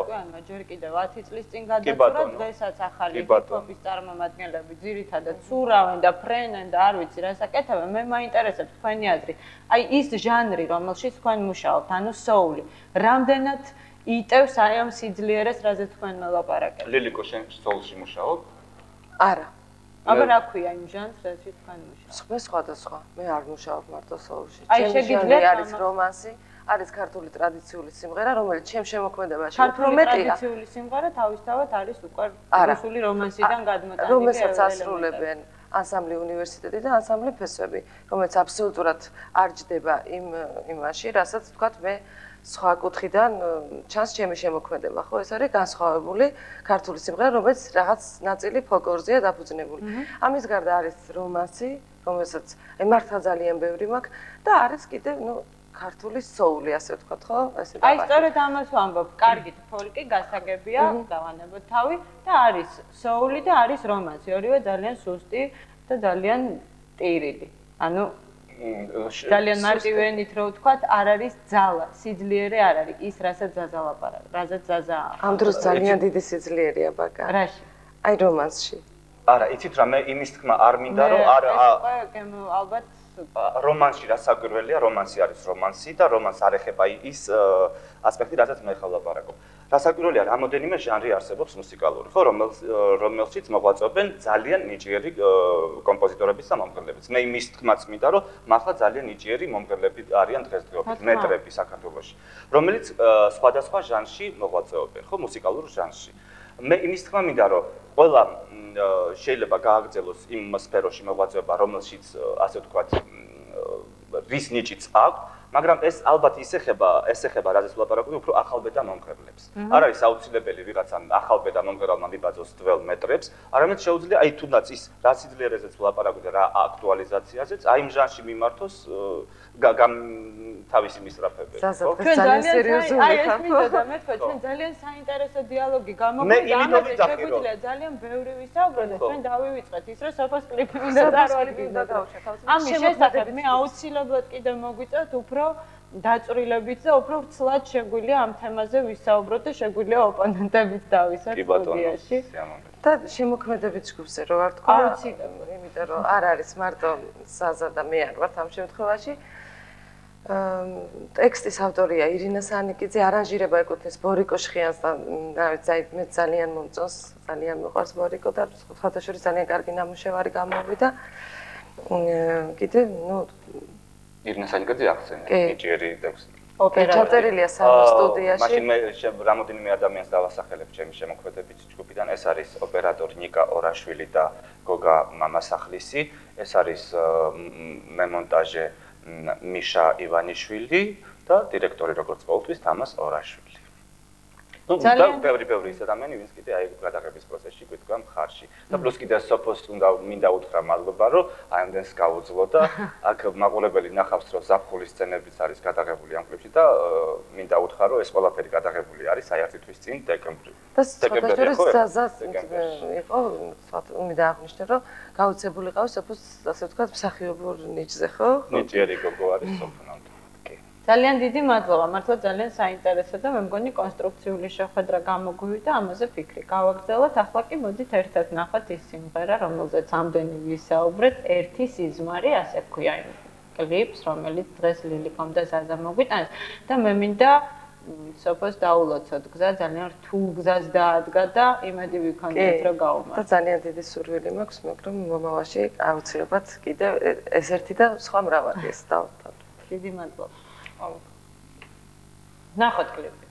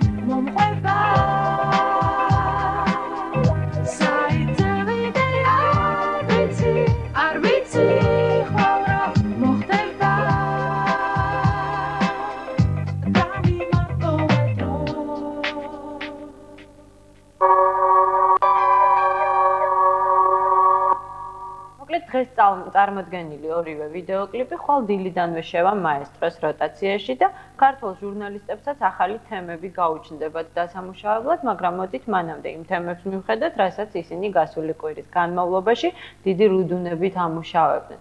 მოკლედ მაია ჯავახიშვილია პრესის სახალისო მიმოხილვით კვირის ინფორმატორის ეთერში.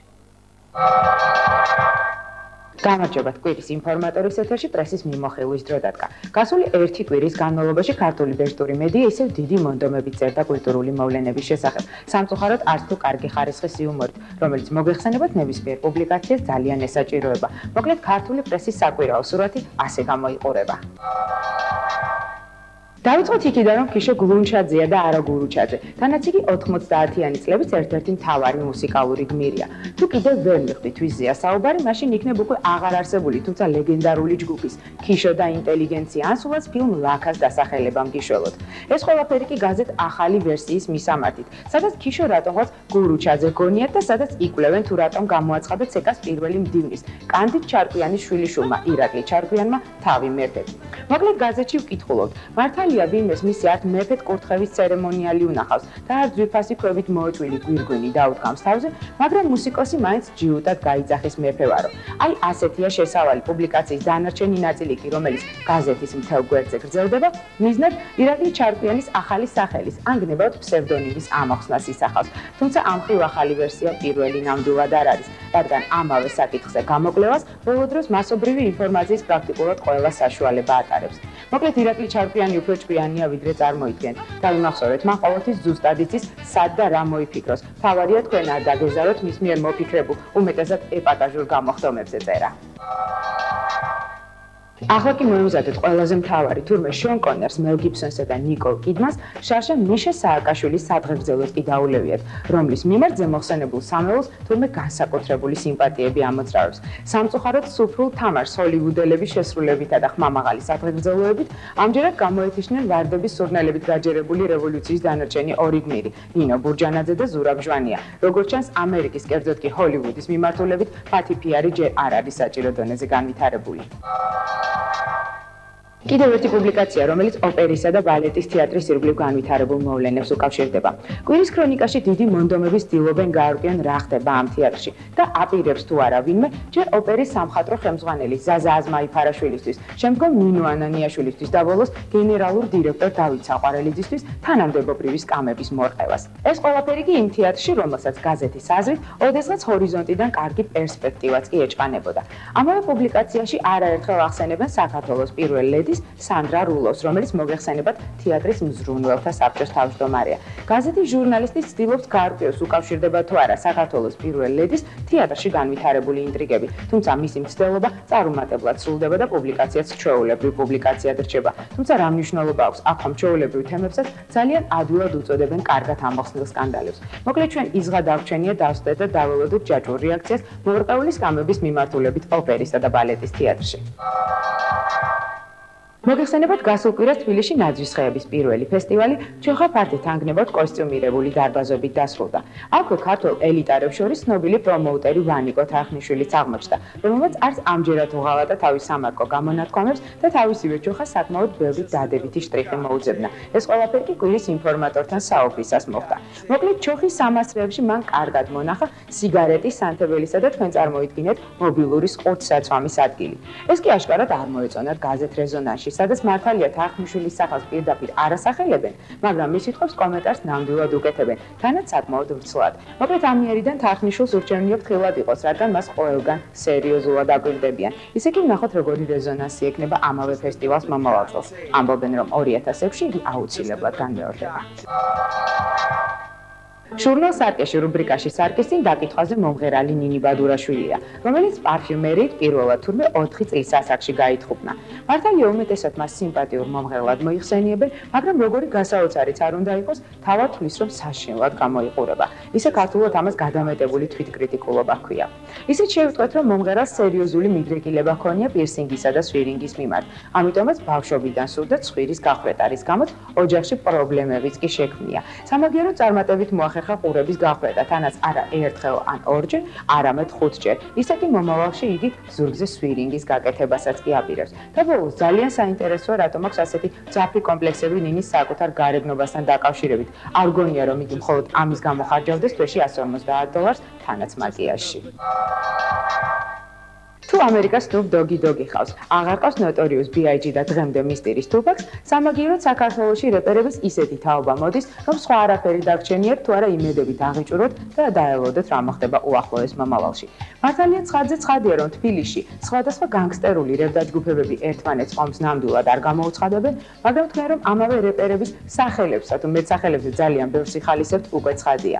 დაახლოებით ამას ვაკეთებს ჟურნალი Bomondi, რომელიც რეპერ აჩიკო ვანიშვილის იმავე ძვალის მეტსახელის წარმომავლობას არკვევს. მოკლედ კარგია, რომ იგი, ანუ აჩიკო, არც ფხა და არც ჩონჩხი, არამედ მხოლოდ და მხოლოდ ძვალია. სნობისთვის ერთ დროს იგი თურმე ძვლებსაც აგროვებდა, რატომ მიზეზი გაურკვეველია ყოველი შემთხვევისთვის ჟურნალ Bomondi-ისთვის მაინც. და კიდევ, ძვალი გირჩევთ, რომ მხოლოდ და მხოლოდ რეპს უსმინოთ, რადგან სხვა მუსიკა მისი აზრით არც მეტი, არც ნაკლები უბრალოდ გაგადებილებთ. აი ესეთი იყო ქართული პრესის მიმოხილვა კვირის ინფორმატორის ეთერში.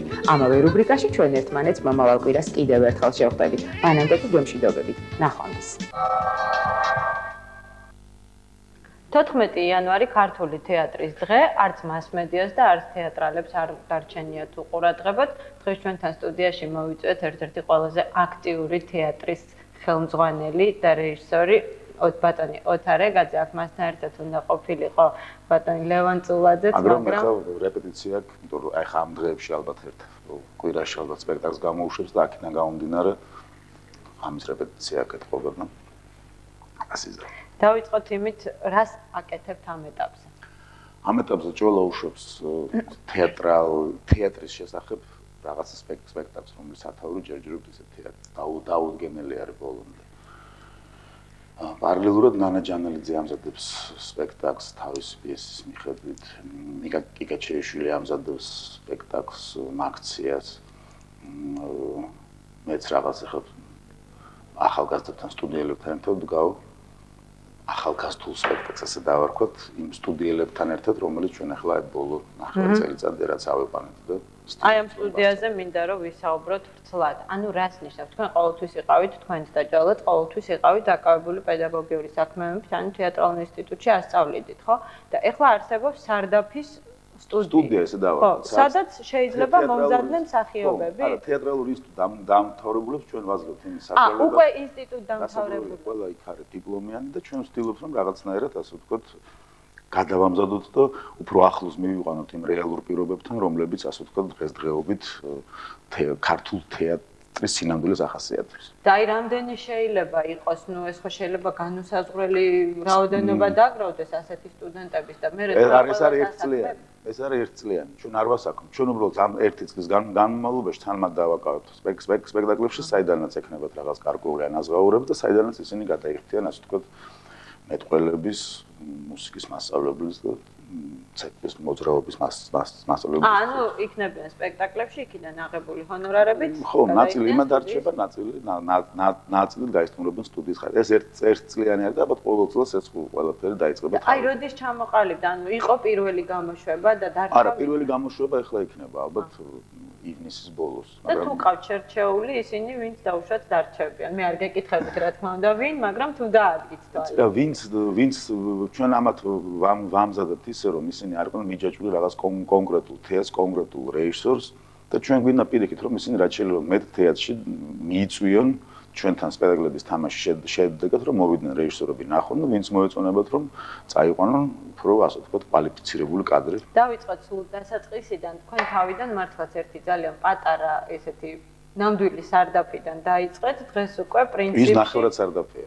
ნელა ამოვდივართ. დღეს უკვე პრინციპში ორი თეატრალური სივრცე გაგაჩნიათ საკმაოდ კეთილმოწყობილი სარდაფის პირობებით. რასაკვირველია, მეორე განსაკუთრებით და ეს ძველს ცოტა მოულა უნდა და ჩვენ შევეცდებით რომ ეს წელიწადი და მომავალი წელიწადი დავუხმოთ იმ ძველი თეატრის კეთილმოწყობას. მე მაინტერესებს, აი სარდაფი თქვენთვის გარდა იმისა, რომ თქვენ რეჟისორი ხართ და ეს არის თქვენთვის ჩვეულებრივი პროფესია და სამსახური. ეს თქვენი ბიზნესიც არის, ანუ არის ისეთი შემოსავლიანი, რომ გიღირდეთ აი ნუ ახლა BMW-ს ვერ იყიდი ბუნებრივია. ამ თემაზე არც არის საუბარი. მაგრამ თეატრი საკმაოდ რთულია და საკმაოდ ფინანსებას მოითხოვს. საკმაოდ ისეთ რა ჩვენ ხო ღია სალაროზე ვმუშაობთ რეალურად. აქედან გამომდინარე, ნუ როგორ თქვა ახლა ეს უკმაყოფილონი ყოველ შემთხვევაში არ არიან. და ეს ჩვენთვის განსაკუთრებული, ხა ჩვენ შეიძლება არა ვართ ახლა ძალიან მდიდრები, მაგრამ ყოველში ბაზრის ფული ალბათ ყველას აქვს. მე მაინტერესებს თქვენთან რა პრინციპით ხდება რეპერტუარის შერჩევა. ანუ თქვენი რაღაცა არაკლასიკური თეატრალური სივრციდან გამომდინარე არჩევთ დრამატურგიას თუ პრინციპში წლებმა აჩვენა რომ ნებისმიერი მცირე არის თქვა აი ჯერჯერობით თქვა ეს 2 წელიწადი იყო იმისთვის რომ ჩვენი სივრცე რაღაცნაირად გაგვევსო ახალი. თორემ ძველ თეატრში პრინციპში ნებისმიერ რეჟისორს რომელსაც პედაგოგის დადგმის სურვილი აქვს შეუძლია დადგას შეკრიბოს მსახიობები ვინც უნდა რა პიესაც უნდა როგორც უნდა ესე დადგას იმიტომ რომ პრინციპში ეს არის თავისუფალი სივრცე სადაც ადამიანს შეუძლია რეალიზაცია და დღეს ძალიან ძნელია მაშინაც ძალიან ძნელი იყო მაშინ უფრო ძნელი იყო ეხლა კიდევ დაემატა რამოდენიმე ესეთივე ტიპის თავისუფალი სივრცეები და აქედან გამომდინარე უფრო ადვილი გახდა რეჟისორს რეალიზაცია და თავის დროზე ახლა შენ ხო ინსტიტუტი აქვს დამთავრებული და იცი როგორ ჭირდა ასე ვთქვათ ადგილის მონახავს ას გამოუშვება აი ჩვენ დღეს სკოლაში გქონდა ძალიან ბევრი აი ესეთი პატარა თეატრი შეიქმნა ეს ერთგვარი კონკურენცია არის თქვენთვის თუ სარდაფი მაინც მუშაობს თავის სტაბილურ მაყურებელს არა რასაკურველია ეს კონკურენციის მომენტი აუცილებელია იმიტომ რომ ეს კონკურენციის მომენტი სულ ასე ვთქვათ გაძლევს იმის საშუალებას რომ ფორმაში იყო ეს ბუნებრივი პროცედურა არის სამაგიეროდ თუმცა მათ მაყურებელი არ წაურთმევიათ თქვენთვის მცირე არის ჩვენ ვცდილობთ რომ ჩვენი მაყურებელი ყავდეს და ხამ 8 წლის განმავლობაში ჩვენ ჩამოგვიყალიბდა ალბათ რაღაც გარკვეული წრე რომელსაც ჩვენს მაყურებელს ვეძახით და ვცდილობთ რომ ამ მაყურებელთან ერთად გავიზარდოთ და იმ მაყურებლის ინტერესები დავაკმაყოფილოთ რომელიც რეალურად არსებობს და რომელსაც უკვე რაღაცები გაიგო თქვენთან ესეთი უკვე მუდმივ მოქმედი დასის მსახიობები ძალიან ბევრ სხვადასხვა რაღაცეებში არიან დაკავებულები. მცირე არის, მუდმივ მოქმედი დასი არ აქვს ჩვენ. ხო, მაგრამ აი არიან მსახიობები, ჩამოვთვალოთ დუტა, კაბუ, აიზლინა კანმურ.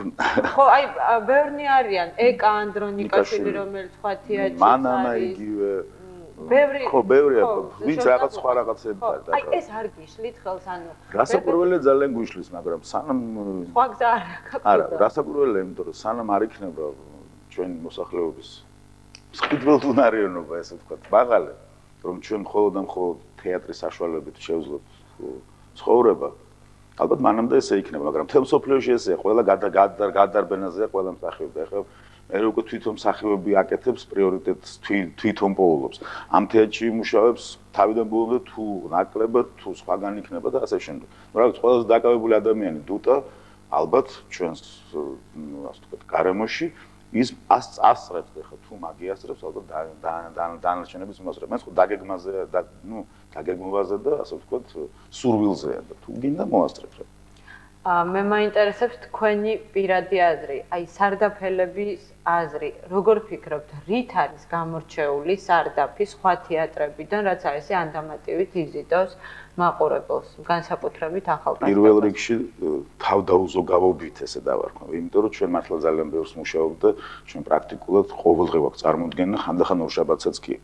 თუ დავუმატებთ იმას, რომ კიდევ მეორე თეატრია სადაც ეს ყოველდღიურად არის წარმოდგენები, წარმოიდგინეთ რომ ჩვენ რაღაც წელიწადში ალბათ წელს გამოგვივას რაღაც 400 წარმოდგენამდე ცოტა მეტი შეიძლება გამოვიდეს წლის განმავლობაში. ეს ძალიან დიდ შრომას მოითხოვს, მაგრამ ჩვენი მსახიობები ყოველთვის ყველა სპექტაკლზე ცდილობენ რომ ბოლომდე დაიხარჯონ. იმიტომ რომ იციან რომ დღეს არ დაიხარჯები, ეს ჭორად გავარდება და იტყვიან რომ შემდეგ სპექტაკლზე ბილეთის რაოდენობა დააკვდება. ანუ მაყურებელს. ამას უკვე მიეჩვენ ჩვენი მსახიობები და იმის გამო რომ არ იტყუებიან და ცდილობენ მაქსიმალურად მიცენ რაც შეუძლიათ, ამის გამო ეს ბუნებრივად იწვევს ინტერესს მაყურებლისა და მე მგონია რომ გამორჩეულობა კი არ არის, ეს არის უბრალოდ ელემენტარული პატიოსნება შრომაში, მეტი არაფერი. აი მაშინ როდესაც სარდაფი ყალიბდებოდა, აი ეს სიახლოვე მაყურებლის და მსახიობის შორის აი ზღვარის არარსებობა ფაქტიურად მაშინ ჩვენთვის უცხოხილი იყო. დღეს როგორც ჩანს ამან გაამართლა. აი ხომ არ არის ეს ერთგვარი ბიძგი იმისთვის, რომ აი მაყურებელი უფრო ახლოს არის იგივე ის ახალგაზრდობა უფრო ახლოს არის თავის კუმირებთან. გარდა იმისა, რომ ასე ვთქვათ, ამ თეატრის სივრცემ, პატარა თეატრის სივრცემ თავისთავად მოგვცა აი ეს სიახლო, იმან პრინციპში გვიკარნახა ის თემები, რომელზეც უნდა გვესაუბრო ესე ახლოს. ანუ მაყურებელთან როცა ძალიან ახლოს ხარ, იქ ძალიან ცოტა შანსია რომ მოიტყუო, იმიტომ რომ ძალიან ჩანს და ამიტომაც თემები, რომელიც ალბათ ჩვენ მოგქონდა თეატრში და რომელიც სპექტაკლიდან მაყურებელზე გადადიოდა, ხო, სპექტაკლის საშუალებით. ძალიან ახლოს იყო ესევე მაყურებელთან და ალბათ აქაც ეს ბუნებრივად ერთმანეთს შერწყმული იყო. მე მაშინ ციოდა თუ გახსოვს და ისეთი დრო იყო, რომ ადამიანებს ძალიან უნდათ სიფროში ახლოს ყოფნა, ხო? და ამანაც ალბათ ძალიან ბევრი რამ ითამაშა, ეს მარტივად რო ვთქვა. და აი აპარატურის თვალსაზრისით, მაშინ თქვით, რომ დაიწყეთ ჩვეულებრივი სარდაფით და ნელ-ნელა დავიწყოთ ეგეთი მაგიტოფონი ჭახჭუხ რამე ამ. დღეს უკვე ჩვეულებრივი თეატრალური შეიძლება ახალში პრაქტიკულად სრულყოფილია და მე არ მგონია რომ დღეს ასე ვთქვათ ძალიან ბევრი ევროპული ჩვენი ტიპის თეატრი დაიგვეხნის რომ ჩვენაირი ასე ვთქვათ აპარატურა აქვს როგორც ვაკეში არის.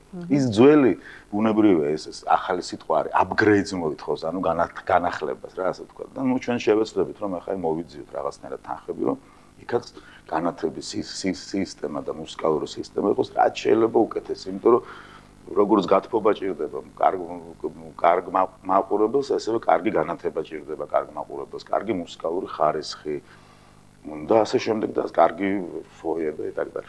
აი აქვე მე არ შემიძლია არ აღვნიშნო თქვენი თეატრის მთავარი მხატვარი, ასევე ერთ-ერთი დამფუძნებელი შოთიკო გურჯიძე, რომელიც ძალიან ისეთი მასშტაბური მხატვარია, ძალიან დიდ დეკორაციებზე უმუშავია.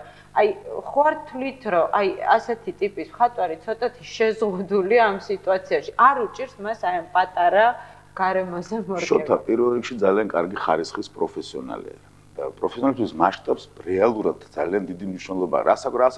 ეხლა მაგრამ რატომ სანამ ის პატარა იმაში რო ქვემოს რუსთაველის სარდაფში მუშაობდა რასაკვირველია იქ ძალიან ბევრი მაგრამ ეს შეზღუდვები გაძლევს ფანტაზიის საშუალებას რომ ვთქვათ იქ სადაც პატარა სივრცე ისე დეკორაცია მოიგონო რომ დიდი სივრცე გამოშტოს ეხლა დიდი სივრცეც აქვს შოთას და აქედან გამომდინარე მე მგონი ის კომპლექსი რომელიც მას ჩამოუყალიბდა ამ ბოლო 3 წლის არა 2 წლის განმავლობაში მე მგონი ნელ-ნელა ეშლება და ისევ გადავიდა მასშტაბურ და დიდ დეკორაციებს და ჩვენი საუბრის ბოლოს მე მინდა ასეთი რამ ვკითხოთ თეატრი საერთოდ ძალიან იდუმალებით მოცული სამყარო ძალიან ზღაპრული სამყაროა სადაც ყოველთვის არის ძალიან ისეთი ფარული რიტუალები აი თუ არსებობს რაიმე ისეთი რიტუალი როგორც რითაც თქვენ ხვდებით ხოლმე რაღაც კონკრეტულ დღესასწაულს მაგალითად 14 იანვარი ქართული თეატრის დღე თუ აღნიშნეთ რაღაცნაირად თქვენებურად კი სპექტაკლის ჩვენთან შეულებრივად როგორც ყოველთვის სპექტაკლი იყო სპექტაკლის მერე ვისაც ჰქონდა იმის საშუალება რომ რაღაცნაირად საერთო ფული შეეგროვებინა ცოტა დავლიათ და ვიხალისეთ ხა ისეთი რა ქვია მას სერიოზული აღნიშვნა არ გქონია მაგრამ ძალიან გვიყვარს ეს დღე იმიტომ რომ ჩვენი თეატრის ისტორია ძალიან დაკავშირებული არის ამ დღეებთან 27 მარტს გაიხსნა სულ პირველად ის უფრო 31-ში 27-ში მაგრამ ნუ მე ჩვენ გადავწყვით რომ არ დავამთხვიოთ არა ისეთი დღე არის და რაც შეეხება ჩვენი თეატრის რიტუალებს ჩვენ თეატრში რიტუალები არის უფრო ესეთი რა ვიცი ხა ისეთი როგორც თქვა კინომსახიობთა თეატრში იყო რაღაც თავის დროზე რიტუალები ესეთი არ არის მაგრამ იქ უფრო მაინც ოჯახური სიტუაცია იყო კინომსახიობთა თეატრში და ჩვენთან მაინც თქვა უფრო გახსნილი სამყარო არის და ამიტომ ხა ბევრჯერ იდუმალი არაფერია ნუ იცი რა არის იდუმალი არის რაღაცა მაგრამ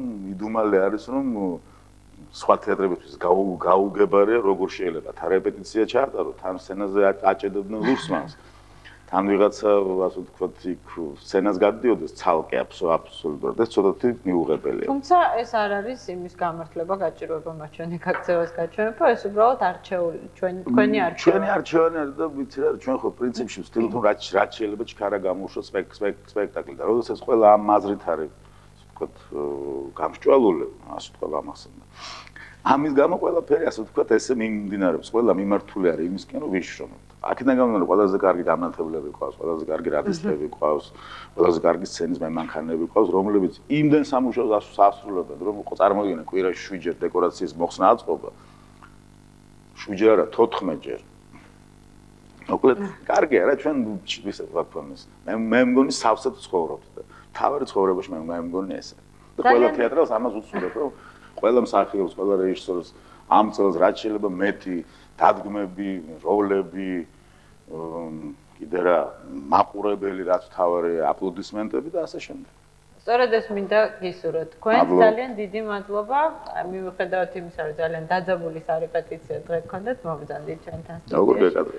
დიდი მადლობა კიდევ ერთხელ. მაყურებელს კი მინდა უთხრა, ტელეპორტრეტის დღევანდელი გმირი თავიდან სწორედ თეატრს უკავშირებდა თავის ბედს, მან თეატრალური ინსტიტუტის სამსახიობო ფაკულტეტი დაამთავრა, თუმცა არა, ამ შემთხვევაში ჩვენ სხვადასხვა ვსაუბრობთ. სამსახიობო ფაკულტეტი დაამთავრა, თუმცა მის ცხოვრებაში ბევრი რამ შეიცვალა და დღეს ის უფრო მომღერალია ვიდრე დრამის მსახიობი, თუმცა ჯობს თავად მირანდა მირიანაშვილს მოусმენთ, რომელიც თავის ძალიან საინტერესო და მრავალფეროვან ცხოვრებაზე თავად გვიამბობს. ტელეპორტრეტი კვირის ინფორმატორის ეთერში.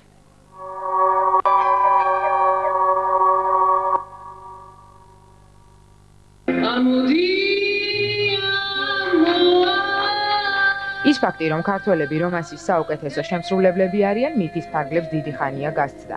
ამიტომაც განსაკუთრებით რუსეთში ქართული ესტრადის პოპ-დივები აშკარად მიღებულნი არიან. თანაც მათზე წარმოუდგენლად დიდი მოთხოვნაა. ალბათ ამიტომაც დიდად გასაკვირი არ ყოფილა, როდესაც ქართველი ხელოვანების შემოქმედებით აშკარად განებივრებულ მოსკოვში ცნობილ პრემია ტრიუმფზე წელს სხვა ხელოვანებთან ერთად ქართველი მომღერალი მირანდა მირიანაშვილიც წარადგინეს. იგი თავის ტრიუმფს 21 იანვარს მიიღებს. თუმცა მირანდა მირიანაშვილი მხოლოდ რომანსებს კი არა ფრანგულ შანსონს, ისე როგორც ცნობილ პორტუგალიურ თემებსაც წარმატებით ასრულებს. ეს ყველაფერი კი თბილისში, თეატრალურ ინსტიტუტში, საკურსო სპექტაკლებში საინტერესო როლებით დაიწყო. მოგვიანებით კი ანსამბლ ივერიაში გაგრძელდა. ამავე დროს იყო კინოროლებიც. თეატრალურ ინსტიტუტში მოხვედრა კი ძალიან ცნობილი მოდელის მიხედვით მოხდა. მირანდა მირიანაშვილის არჩევანი ოჯახში სერიოზულად გააპროტესტეს. ჩუმად ჩავაბარე თეატრალურ ინსტიტუტში სახლში არავინ არ იცოდა. მომეჩიმა 3 თვის მერე გაიგო, 3 თვე უკვე სტუდენტი ვიყავი და საშინლად გაბრაზდა. ძალიან გაბრაზდა. დღეს მე მგონი მაყოფილია, იმიტომ რომ რაღაც შედეგებს ხედავს. დრამის და კინოს მსახიობი ვარ. პროფესიით ასე ვიცვლები, მაგრამ სიმღერაზე არასოდეს არ მიფიქრია, რომ აი პროფესიონალი მომღერალი გავხდებოდი, მაგრამ უკვე თეატრალურ ინსტიტუტში სპექტაკლებში მღეროდი. ერეკლე ბადურაშვილი ამთავრებდა უკვე ფილმს, ერეკლესთან ვითამაშე ფილმში თბილისი ჩემი სახლია. თეატრალური ინსტიტუტის შემდეგ მირანდა მირიანაშვილი 90-იანი წლების ქართული ესტრადის ფლაგმანი ანსამბლის ივერიის რიგებში მოხვდა, სადაც მას განსხვავებული მუსიკალური ბლოკის შესრულების გარდა ამავე ანსამბლის ცნობილ წევრებთან ერთად გამოსვლის შესაძლებლობაც მიეცა და გასტროლებზე გასვლის შანსებიც. პირველი საგასტროლო გასვლა ისრაელში მოხდა. ამის შემდეგ იყო რუსეთის სამომავლოდ იქვე დარჩენის აშკარად საინტერესო და მნიშვნელოვანი პერსპექტივით. მოკლედ მოსკოვში იგი კარგად მიიღეს. როგორც არაერთხელ აღნიშნავს, რუსულ მუსიკალურ ოჯახში მისი ადგილი მალევე გამოინახა, თანაც არა რიგითი, არამედ სრულუფლებიანი წევრის სტატუსით. მიმიწვეს ივერიაში. ივერია ამზადებდა პროგრამას ამერიკაში წასასვლელად. მოვხვდი მათთან ერთად ბოშური და რუსული რომანსების ბლოკით, ასე ვთქვათ. ბატონ თემურ ციკლაურთან ერთად ჰქონდა დუეტი მახსოვს. სწორედ ივერიასთან ერთად მოვხვდი მოსკოვში. კონცერტები ჰქონდა ოლიმპიურ კომპლექსში. მოსკოვში წამოვიდრე, წინადადებების წარმოუდგენლად მოულოდნელად მოხდა ყველაფერი. მოსკოვში მოხვედრილი მირანდა მირიანაშვილი ცნობილ საესტრადო ვარსკვლავებთან ერთად იოსიფ კაბზონსაც შეხვდა, რომელმაც გარკვეულწილად განსაზღვრა კიდეც მისი სამომავლო გეგმები. მოგვიანებით მის ირგვლივ შემოქმედებითი ნაცნობების წრე უფრო მეტად გაიზარდა. მალე კი სცენაზე ცნობილ რუს მომღერლებთან, ილია ლაგუწენკოსთან, მუმიტროლიდან, ნატალია ვიტლიცკაიასთან, ლიონა აგუწინთან, ანჟელიკა ვარუმთან და სხვებთან ერთად გამოჩნდა. დარიგებები კი, რომელიც მირანდამ ჯერ კიდევ დასაწყისში იოსიფ კაბზონისგან მიიღო და მათივე მეშვეობით შედარებით ადვილად შეძლო რუსული შოუ-ბიზნესის ხვეულ ლაბირინთებში გარკვევა, ასე გამოიყურებოდა. არასოდეს არ წახვიდე საზღვარგარეთ საცხოვრებლად მომითხრა. იმიტომ რომ როგორც ჩანს შეამჩნია მავანი და მავანი მადლევდა რაღაც წინადადებებს და დამსვა და მითხრა დიეტაჩკა არასოდეს არ წახვიდე საზღვარგარეთ საცხოვრებლად. აქ იცხოვრე და ყოველთვის გექნება საშუალება, რომ იმოგზაურო. რაც ყველაზე მნიშვნელოვანი და საინტერესოა, მირანდა მირიანაშვილი თავს რუსული შოუ-ბიზნესის წევრად ნამდვილად ართვლის. მიუხედავად იმისა, რომ მისი შემოქმედება მისთვისვე გარკვეული, თანაც არც თუ უმნიშვნელო დივიდენდების მოპოვების ერთ-ერთი მნიშვნელოვანი საშუალება, იგი მაინც ცდილობს კომერციასთან ნაკლები კავშირი ჰქონდეს. ალბათ ამიტომაც დღემდე არ აქვს გამოშვებული არც ერთი მუსიკალური ალბომი. ეს ყველაფერი კი მაშინ, როდესაც მის რეპერტუარში 50-ზე მეტი, მათ შორის ორკესტრთან ერთად შესრულებული კომპოზიცია ირიცხება. ამავე სიაშია, როგორც ნინა სიმონეს, ისე სხვა ლეგენდარული შემსრულებლების ცნობილი თემები ახლებური ინტერპრეტაციით. თუმცა როგორც გავარკვიეთ, მომავალში რუსულ მუსიკალურ ბაზარზე მისი დისკი აუცილებლად გამოჩნდება. ვინაიდან უამრავი სხვა საქმე მაქვს კიდევ სამწუხარო და ჩემ და სამარცხინოდ დისკი არ მაქვს. ეხლა უკვე ვალდებული ვარ რომ გავაკეთო და ალბათ არაერთ ალბომს გავაკეთებ უკვე მიყოლებით. მირანდა მირიანაშვილს როგორც რუსულ, ისე დასავლურ სივრცეში ელიტარულ მომღერლად თვლიან. სხვათა შორის ყალბით ამდავლობის გარეშე თავადაც ამბობს, რომ ეს ნამდვილად ასეა. ამ ყველაფრის გამო მას ყველაზე ხშირად განსაკუთრებულ საღამოებზე, შეხვედრებსა თუ პრეზენტაციებზე შეხვდებით. ცნობისთვის ბიზზე 5-ჯერაც გამოსულა. მოკლედ ალბათ უკვე ადვილი მისახვედრია, თუ რატომ ხდება იგი ასე ხშირად რუსული ელიტარული ჟურნალ-გაზეთების გვერდებზე. მისთვის რუსული მედია განსაკუთრებულ მეტაფორებს, ისე როგორც კეთილგანწყობას ნამდვილად არიშურებს. გარდა ბომონდური ჟურნალებისა, მასზე ხშირად წერენ შედარებით აკადემიური გამოცემები, მათ შორის კულტურა, იზვესტია, მოსკოვსკი კომსომოლეცი და სხვა ბეჭდური გამოცემები. ცნობილი ადგილია მონოლითი.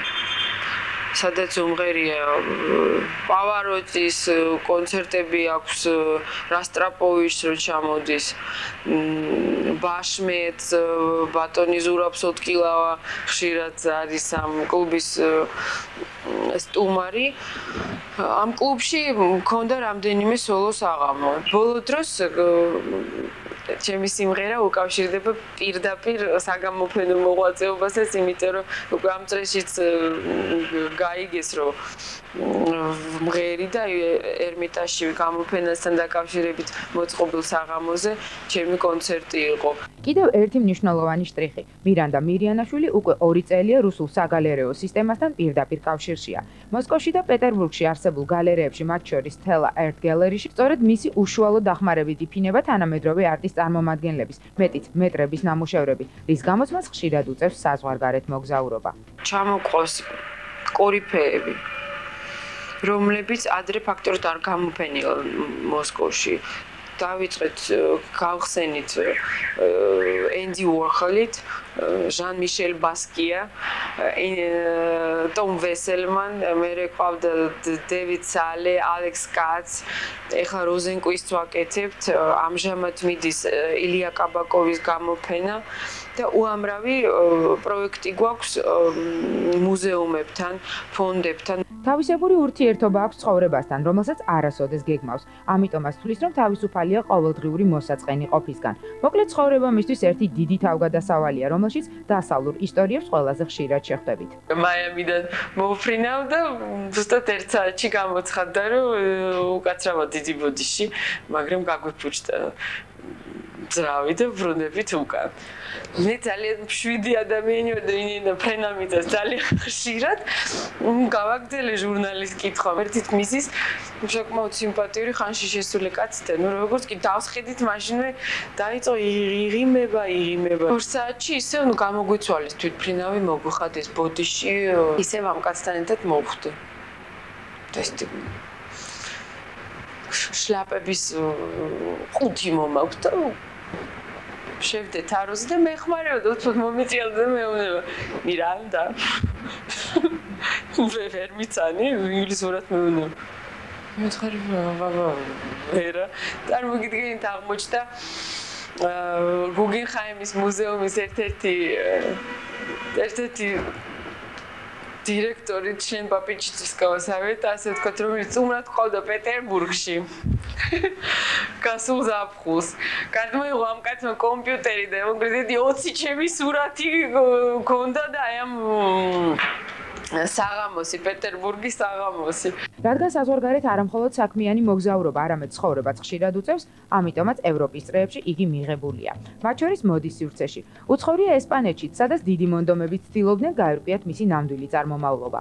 ესპანეთში ცხოვრების დროს ყველას ესპანელი ვეგონე, ყოველ წელიწადს იცით ალბათ ტარდება ფერია. მე ვცხოვრობდი მარბეიაში და ამ ფერიისთვის ყოველ წელიწადს ვიკერავდი აბრეშუმის, აი ნამდვილ ანდალუსიურ კოსტიუმებს. თავის სავარცხლებით, მაკიაჟით და დავდიოდით ამ სვლელობაზე და ნუ იქ სამწუხაროდ ფლამენკოს რასაკვირველი ესე პროფესიულად არ ცეკვავ როგორც ესპანელი მოცეკვავი, მაგრამ მაინც ვცდილობდი ვცეკვავდი კიდეც და ყველა ტურისტს ვეგონე ესპანელი მიღებდნენ სურათებს typical Spanish beauty ამ დროს იმ დროისთვის სიტყვაც არ ვიცოდი ესპანურად. და ბოლოს რაც ყველაზე მნიშვნელოვანია, მოსკოვში 21 იანვარს პრემია ტრიუმფის გადაცემის საზეიმო ცერემონიალი გაიმართება, რომელზეც სხვა ხელოვანებთან ერთად მირანდა მირიანაშვილიცაა წარდგენილი. ეს წარდგენა კი მისთვის აშკარად მოულოდნელ ვითარებაში მოხდა. ამერიკიდან მოვფრინავდი და გერმანიაში ჩავთე ტელეფონი და ჟურნალისტების ზარები და ბოლოს საქართველოს ტელევიზია. რამდენიმე ზარი იყო კინორეჟისორი სერგეი ბადროვისგან. მე ვფიქრე ალბათ რაღაც როლი უნდა შემომთავაზოს თქვენ, იმიტომ რომ არ მაქვს ისეთი მჭიდრო ნაცნობობა. ბოლოს ნაი სერგეი ბადროვ მოკიდებდა ამერიკა და მითხრა რომ მინდა ძალიან მოულოდნელი და კარგი ამბავი მაქვს შენთვის, ესე გაიარე ფარული კენჭისყრა და არც არავინ წასულა წინააღმდეგი ისე თავისუფლად გახვედიო.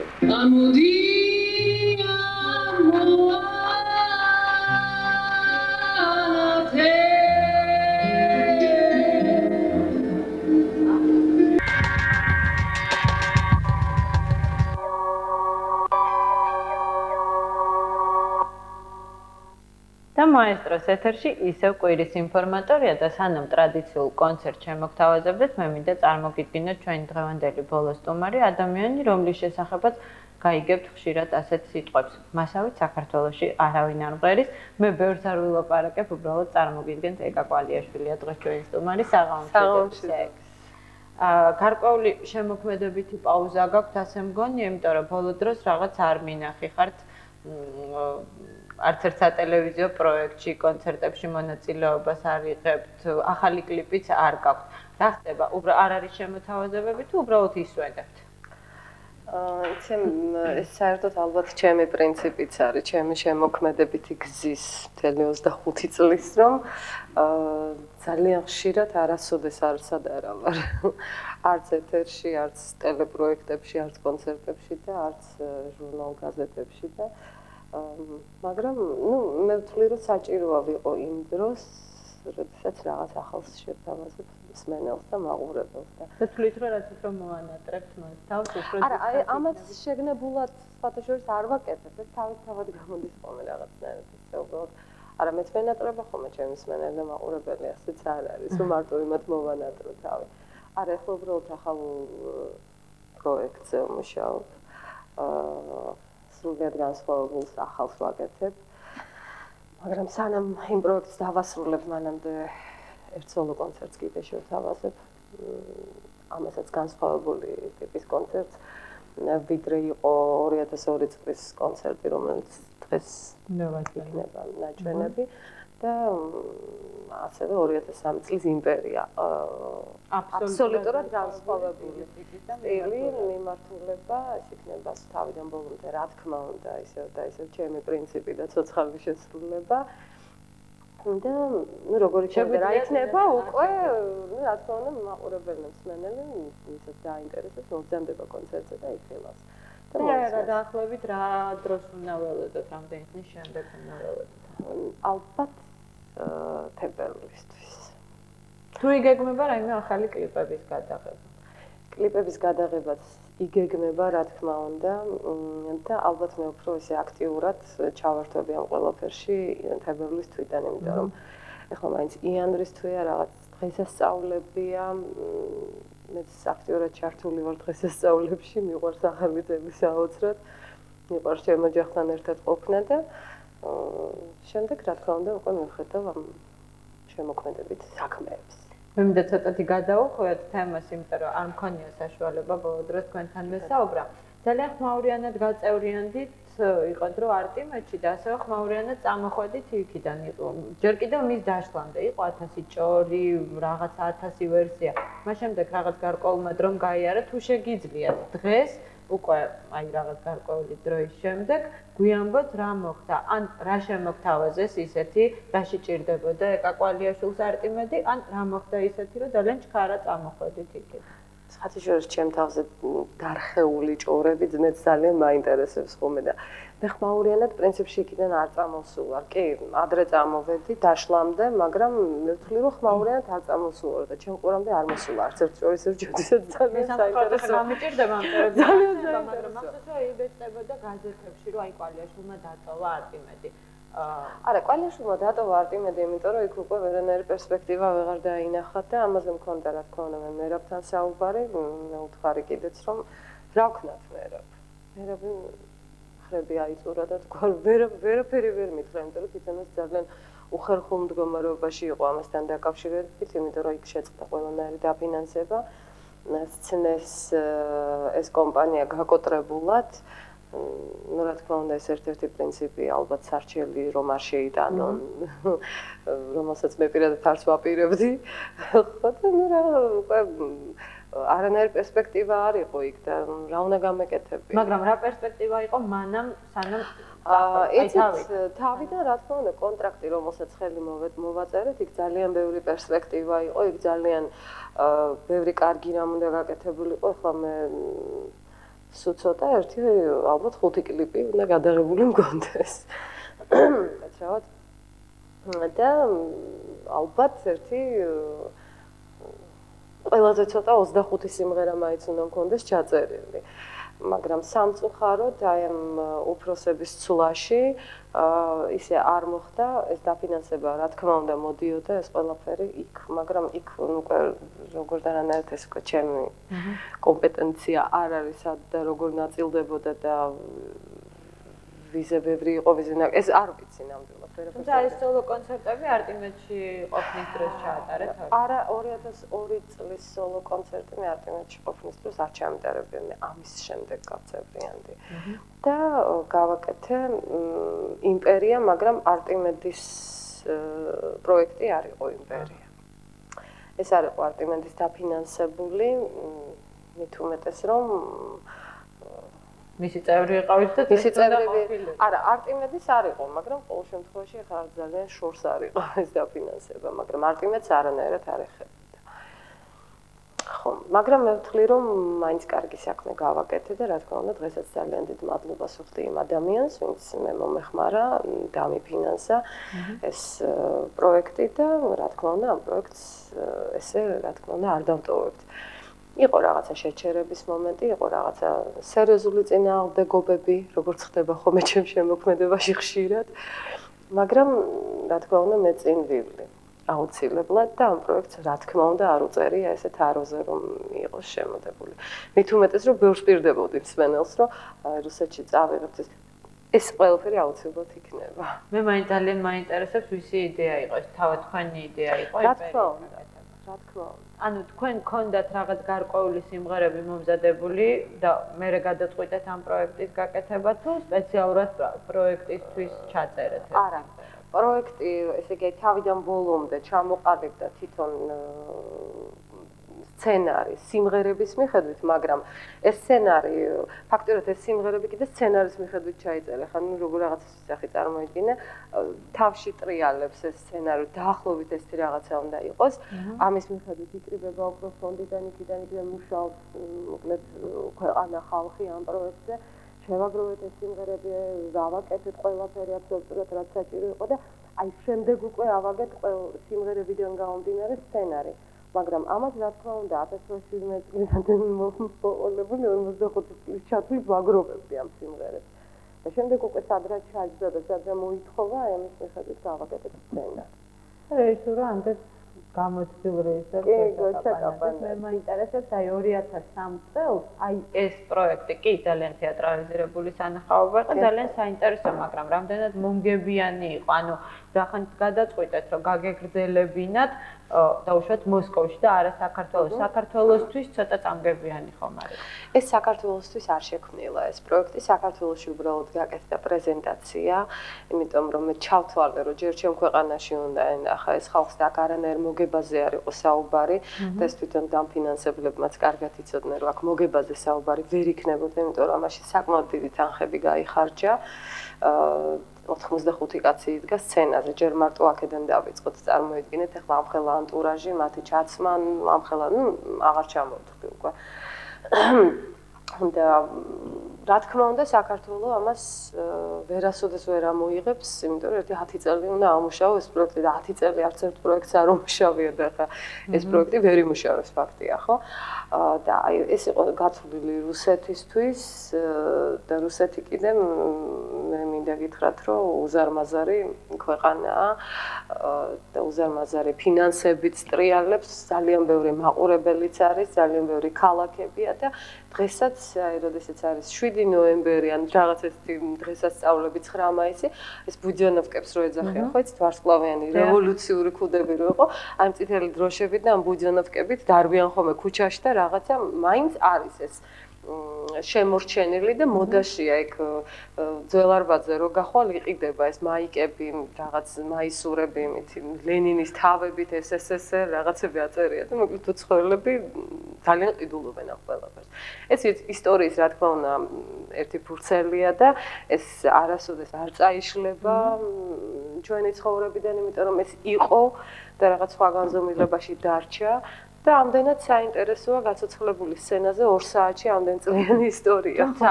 ყველა ის პოპულარული სიმღერა, ეს რუსული სიმღერები თქვენ წარმოადგენთ ახლებური ინტერპრეტაციით და არ ამას რამდენად მიიღებს რუსი მსმენელი და რუსი მაყურებელი იქნებ, მათ სწორედ იმის ნოსტალგია აქვთ, რაც იყო და არ ჭირდებათ ახლებური. რა თქმა უნდა, ეს ყველაფერი რა თქმა უნდა გათვალისწინებული იყო და ჩვენ არ გვინდოდა რომ გადაგვემლაშებინა იმ ძველისთვის და ყოფილიყო აბსოლუტურად ახლებური ინტერპრეტაცია იმ ძველთან შესაბამისობაში მიღებული ყურისთვის და გავაკეთეთ ისეთი არანჟირებები და ისე ჩავწერეთ ყველაფერი რომ ჩვენ არ დავკარგეთ ის მარცვალი რაც ის ძველიდან მოდის. არანჟირებებშიც კი აი ძიმპაბიადი რომელიც გვაქვს ჩაწერილი ყველა პარტიები ორკესტრი რასაც უკრავს ის პარტიები ამოღებულია და ჩვეულებრივად მიდის უბრალოდ ახლებური რითმი ადებს რა თქმა უნდა რა თქმა უნდა ბექ ვოკალიც ახლებურია და შემდეგ რა თქმა უნდა ამას დავადეთ ხმა იმიტომ რომ ამის ცალკე CD-ს გამოშვებას ვაპირებ და მე დარწმუნებული ვარ ეს რუსეთში დიდხანს იმუშავებს. კარგად იმუშავებს. 85 ადამიანი ახსენეთ. თქვენ აი მთელი შემადგენლობით აპირებთ რუსეთში გამგზავრებას?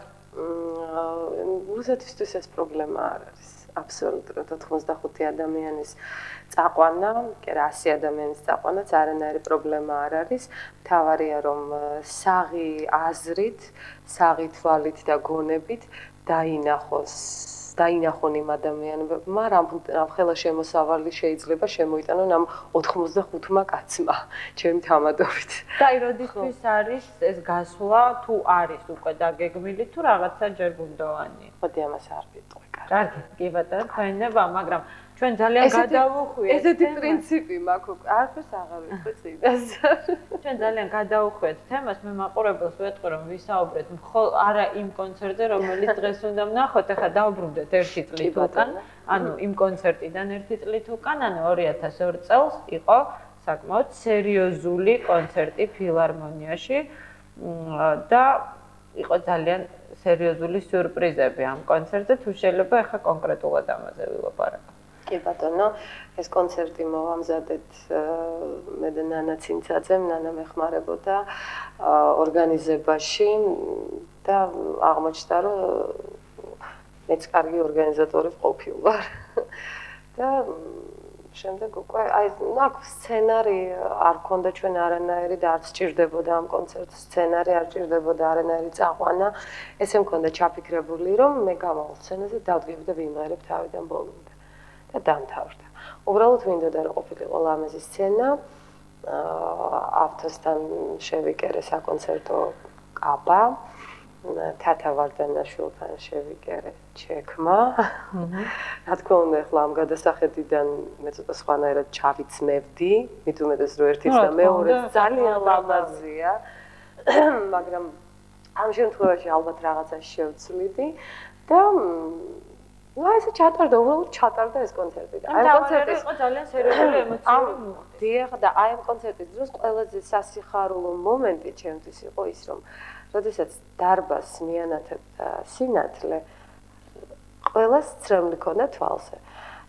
და მოხდა ესეთი საოცარი რაღაც. მირეკავს ქალბატონი არა, სხვათა შორის მე 3 სოლო კონცერტი მაქვს ჩატარებული. ეხლა გამახსენდა 2 არა. ერთი ჩავატარე 98 წლის 30 დეკემბერს უდედმო ბავშვებისათვის საქველმოქმედო კონცერტი ოპერის თეატრში. ეს იყო ქართული და რუსული რომანსის საღამო. და აი ამ კონცერტზეც ძალიან კაი მოხდი იყო სხვათა შორის და მე თუ მივაგენი ბეტაკამს ბეტაკამს აუცილებლად მოგაწოდებ, იმიტომ რომ მართლა საინტერესო კონცერტი ჩატარდა და ეს იყო პირველი უპრეცედენტო შემთხვევა, რომ ოპერის თეატრში შევიდა საესტრადო მომღერალი და სხვა შორის ამაზე მქონდა მე ესეთი გაფრთხილება, რომ ბატონი ზურაბი მეხვეწებული ძალიან გთხოვე, კაი რაღაცა თანამედროვე ის თორე მე ხო იცი რაღაცა ყველას მოუნდება მე ჩატარება და მეწყვა, ну რატო ეკამ დავუშვათ და ჩვენ არა და მე ვთხარი ეს არის ნახევრად კლასიკური საღამო და აი მიზეზით ну ნახევრად კლასიკური იყო, იმიტომ რომ რომანს ხვეროდი.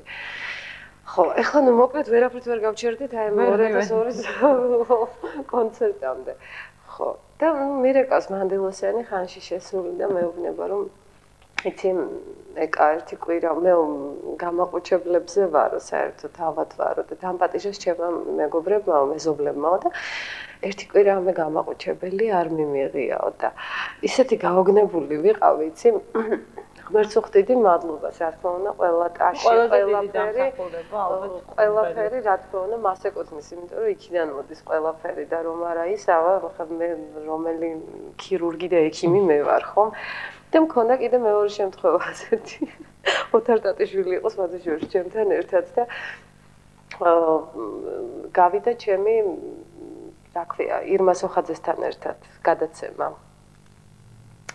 ოქტაგონი ხო და ოქტაგონის მერე პიონერთა სასახლეში ვართ რაღაც აღონისძიებაზე და ვიღაც ქალი მაჩერებს ერთი წუთი ეკა გისმენთ ქალბატონო მეთქი კაცო რაღაც საოცრება უნდა გითხრაო და რა მეთქი მოთხარი და 93 წლის დედა მყავს მომწოლი არა ავატყოფიაო და ეშინიაო ფეხზე ვერ დგებაო საერთოდ და ну რა თქმა უნდა ალბათ სიარული შეეძლო მაგრამ ალბათ შიშები ქონდა ამ ადამიანს და მოკლედ ჩემ კონცერტს რო უყურა ჯერ კარგად იტირაო მე 3 საათი ვერ დავაწვინეთო და ბოლოს შეგვეშინა გულმა არ უმტყუნოსო დასვანა რა ვიცი ღმერთო დიდება შეცახოს ძალიან დიდი მადლობელი ვარ იმისათვის რომ თუ მე დავუშვათ ამისთან ენერგია მიმაქვს ადამიანებამდე რომ ესეთი რაღაცა შემიძლია ყოველთვის მაშინ არ გავჩერდებ მაშინ დანაშაულია რო არ ვიმღერო რა თქმა უნდა მე იმეც ვიტოვებ რომ თქვენი მესამე კონცერტი საერთოდ უნდა იყოს და